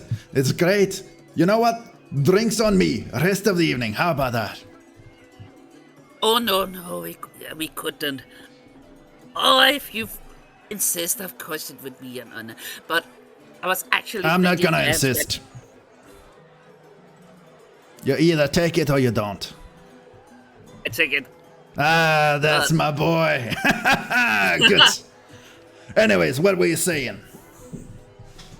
I was wondering if you have some cream or milk. Some cream or some milk? Well, I have either thing. I'm currently fully stocked. The pantry is booming because I prepared for this day. So what would you prefer? What do you want, Midnight? 1 meow for cream and 2 meows for milk. Meow, meow. So you want cream, yeah? Meow. All right, I'll get you that. He goes out through the back door and into what you assume is just a shed outdoors, because it's so cold that you don't actually need a refrigerator or anything like that. It's just cold. So he goes out, grabs and comes back with like a small plate, deep plate of milk, and just hands it over to you and says, "I'd prefer if you don't feed it on the table, if you get my drift." Oh, don't worry. Ah, good on you. I take a beer. Ah, of course you do. And he starts pouring a beer, and he just looks over at you. So, how was the north, eh? Cold, oh, so fucking cold, man. Ain't that the truth? Here you go. And the beer is just foaming, and you can smell that, like, for the occasion, he has added some sort of spice to his draft, and it smells like you have missed having a cold beer. You haven't had one for weeks now, and this is just gonna hit the spot. Oh, man. If you were a woman, I would kiss you right now. This is just what I need. Thank you so much, man. I'd prefer it if you don't, but thank you. Don't worry. I'm only kissing women today. Aha, that is good to hear. I hope. Takes the cream and the beer and tries to find a table. Well, you guys already found a table where you will still find Bhorahim and Durr are just sitting there waiting for you currently. Wait, Bhorahim, didn't you have like that fancy fire wine or something? Maybe the barkeeper can, maybe you can sell it to him, or That is true. Or maybe he knows the value of it.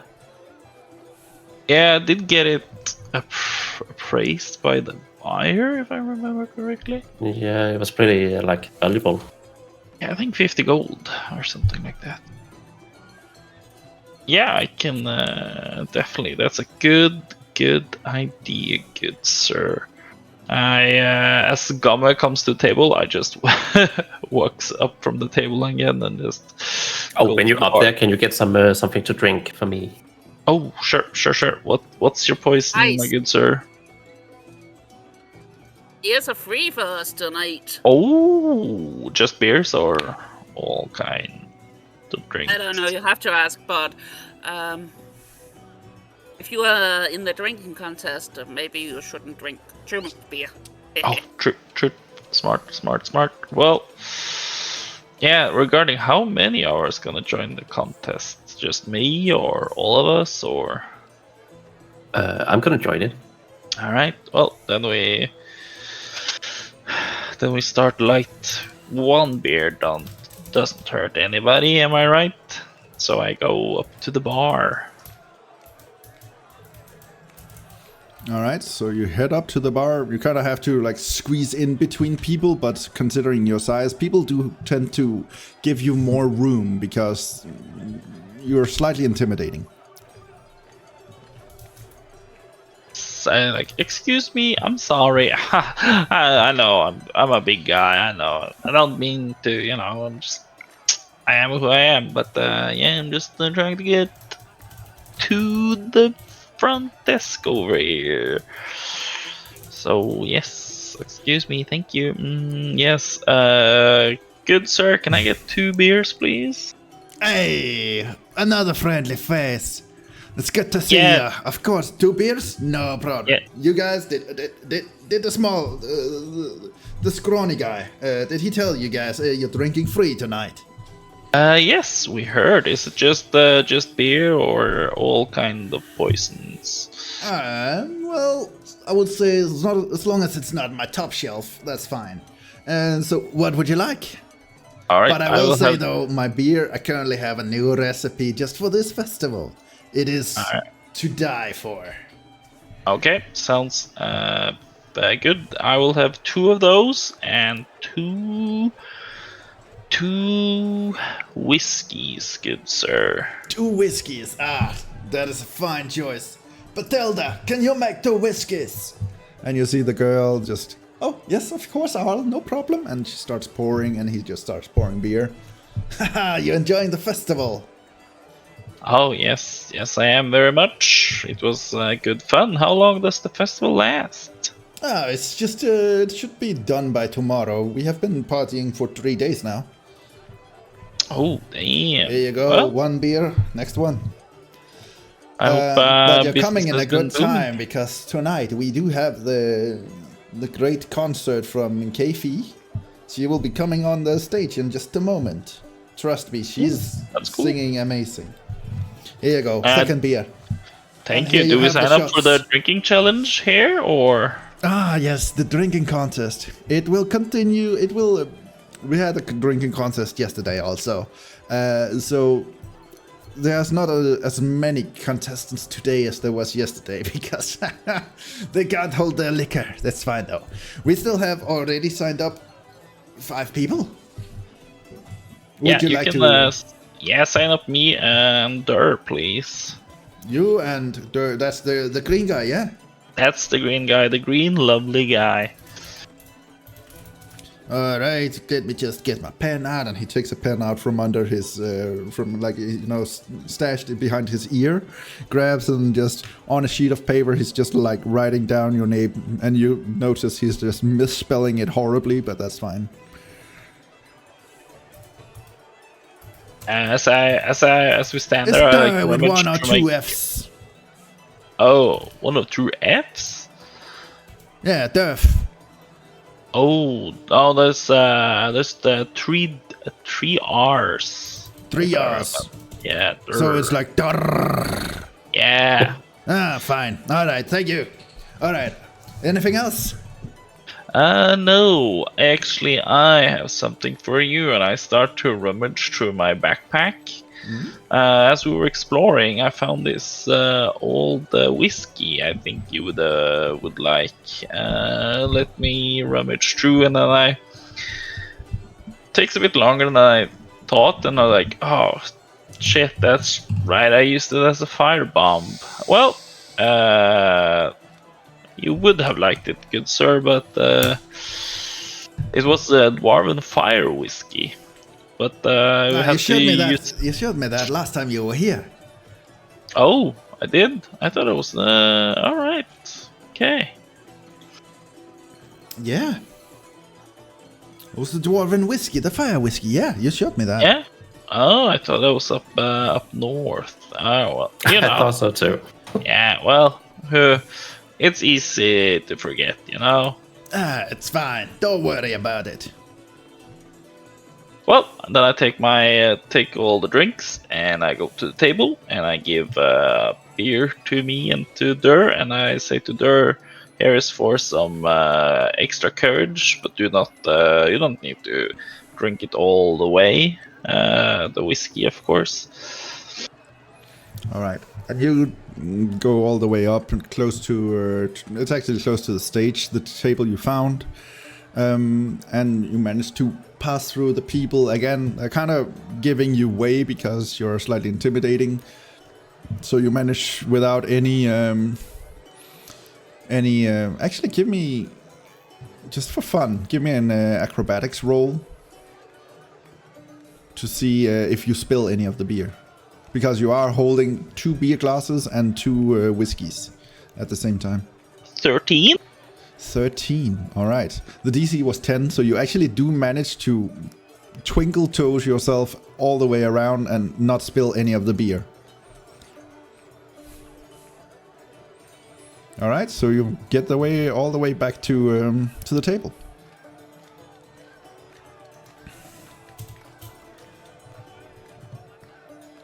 And you guys now have beer at the table and are enjoying yourself.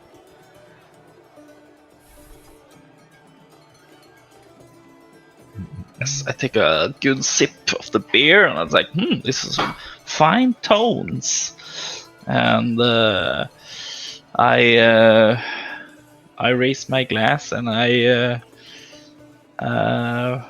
motion for a toast, and I say to good friends and good adventures.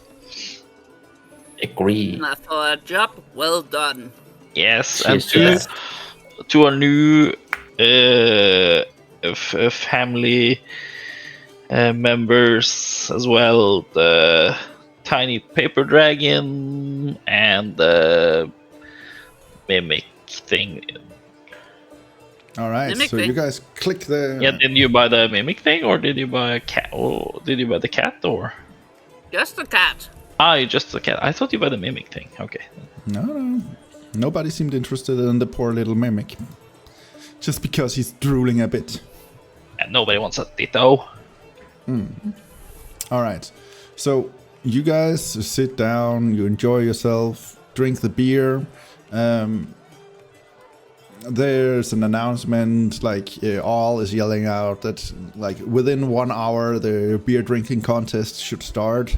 So you guys do have plenty of time. And he announces that before that there will be, or next up will be the singing from K.F. Blush, a bard that has come to sing. And the room goes quiet, and suddenly you hear the singing from this beautiful tiefling girl who stands up on the stage.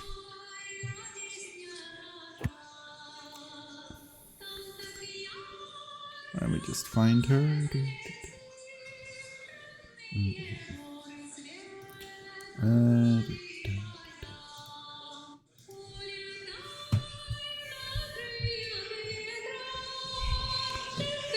Alright, so what you guys see is a bard tiefling. Her eyes are sparkling like purple amethyst, with these black irises that, like, as you gaze upon her, you are spellbound by her music. Her dark hair goes below her shoulders, sending out in a deep purple fade. Her light blue skin seems flawless as she sings. The song that seems ever so familiar to you, Gomme. The 2 horns protrude from her forehead, arcing back to the side, as far as her pointed ears, so they kind of meet. She is wearing a red dress, changing to a dark blue at the bottom. And she is skillful as she sings, and the crowd, the silence that falls on the tavern is deafening. She notices you, Gomme, and winks at you as she finishes her song. And even though it only felt as but a moment, 10 minutes has gone by as she was singing. She takes her bow and leaves the stage.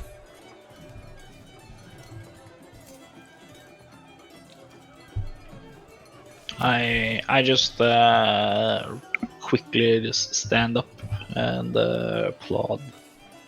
And you're not alone. The entire crowd is bursting out to applause because her music, her singing was breathtaking to all. And everybody seems to be like piling up, wanting to buy her a drink or somehow get into the good graces of her. She smiles and politely declines the various many offers and goes up to the bar where she stands and talks with Arl, and he starts pouring her a beer.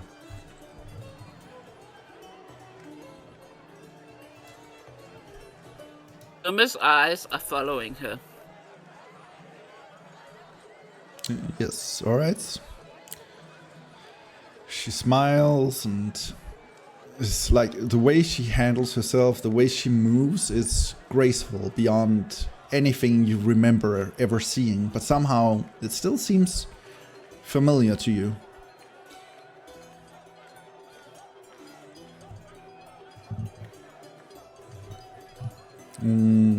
And yeah, the party goes on. Another band comes up to the stage, starts playing a bit more folk music, and people are talking. And you know, the silence that had fallen over the tavern is disturbed by just the plethora of talking and joyous spirits.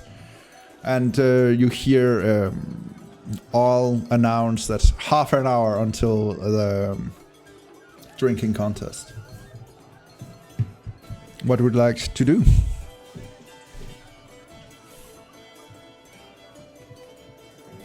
Gomme stands up. Excuse me, guys. After, I think I need a new beer. All right. So you skillfully, since you're not very big, have no problem managing to jump in between and whittle your way up to all. Greetings, good to see you again. You want another beer, or are you joining the contest, eh? He goes over, so he stands like close to the lady. She looks at you, and you see these emerald amethyst eyes. She looks at you, and she smiles. My lady? No, I will let the big guys do that. I'll be the babysitter for tonight. It's probably a good thing. And he goes over to handle some other customers who are craving beer and yelling for it. So you are now alone with this tiefling. She looks at you. Do I know you from somewhere? You look really familiar, my lady. She looks at you and goes, well, maybe. Maybe we should talk under four eyes. I do have a room upstairs if you would like to talk.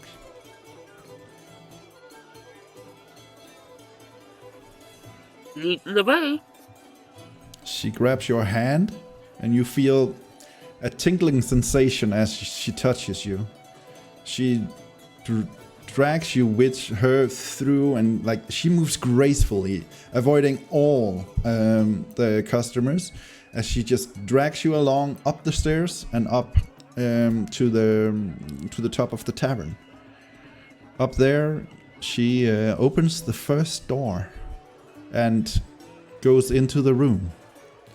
She turns around and closes the door and locks it behind you. She looks at you. Locking the door. Well, yeah, I don't want anyone to see what comes next.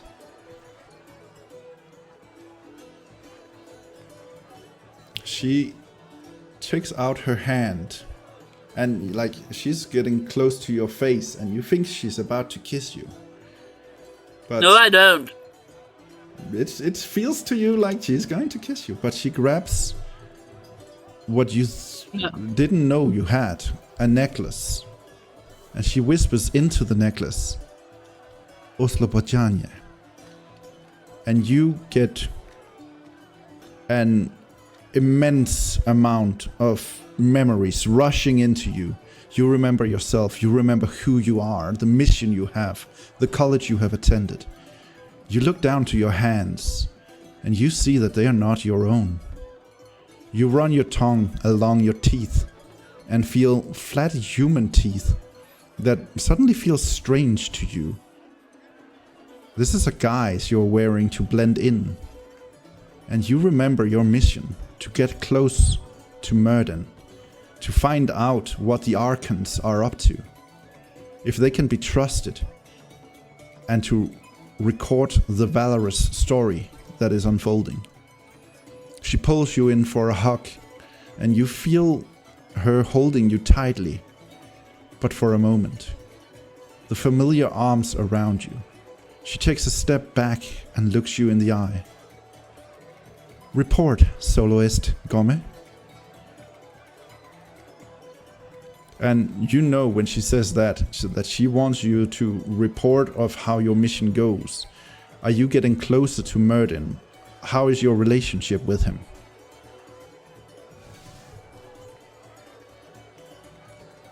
I just handled a mission from Myrden. I last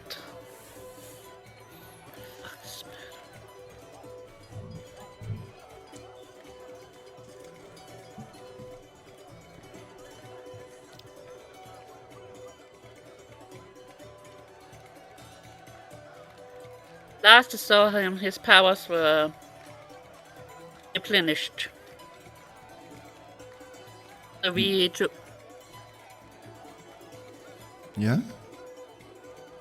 upon our mission for him. Oh, Now okay, have so returned that to was him. why you were up north. I did hear the rumors from the town that you managed to cure some sickness. Apply, yeah. But you did this for Merlin's sake. That is good. That means that he will have an easier time trusting you. Did he ask you anything? Not really, just to do that. You do recall that he did ask, like, if you found any weird, unfamiliar magics or scrolls or spells, that you should bring them to him. He also did mention that the goblins did seem to be escalating their presence in this area of the wood. And other than that, he only mentioned one of the other Archons, a guy named Mendlin. But that is all you remember from your conversation with Myrden. No, not really. More like the goblin seems to be increasing. Okay. Do you think that has anything to do with the Archons? I do not know. Okay. Anything else?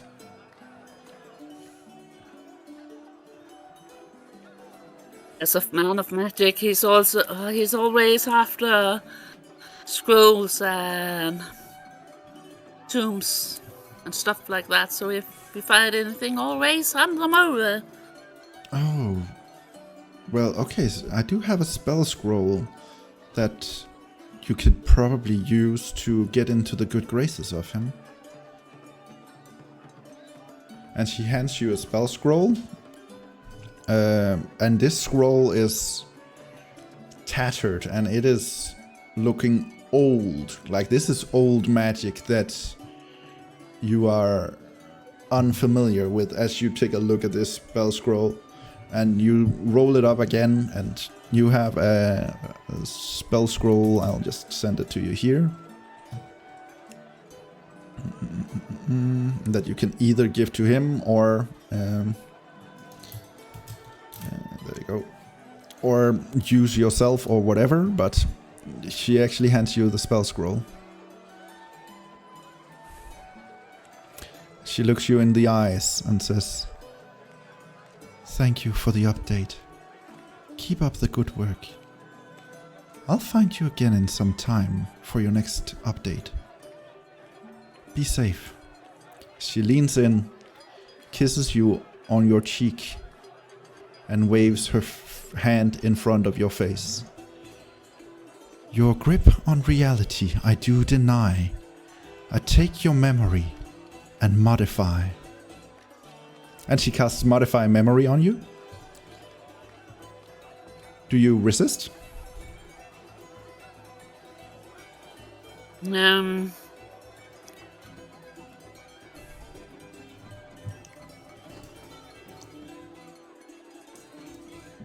It will try. Do you want to try and resist? Alright, then give me a wisdom saving throw.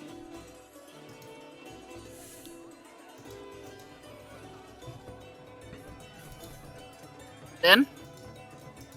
10, you fail. So all that she has just, like, all you just remember, your entire memory of, like, this conversation and all the memories that flushed in that you were part of this college of valor, the part where you remembered that you were part of an organization, the Valvaru, all of this disappears from your memory again. And you are getting a new memory. A memory of her instructing you on how to use your bardic inspiration for combat purposes. On her instructing you on how to use it for those two bardic inspirations you have from your subclass, the defense and offense variations. You remember her just using these couple of minutes to just instruct you and tell you how to do that to become a better bard. She bows to you and leaves the room, leaving you still slightly, like, bedazzled by what just happened. You're not really sure what happened, but you still feel happy. And at the same time, a little bit sad. I only have one, inspiration I could give. You do have your combat inspiration. You can choose either defense or offense. I'm not talking about your heroic inspiration that you get for being a human. I'm talking about your bardic inspirations. Yeah, I have one. Okay. Attack.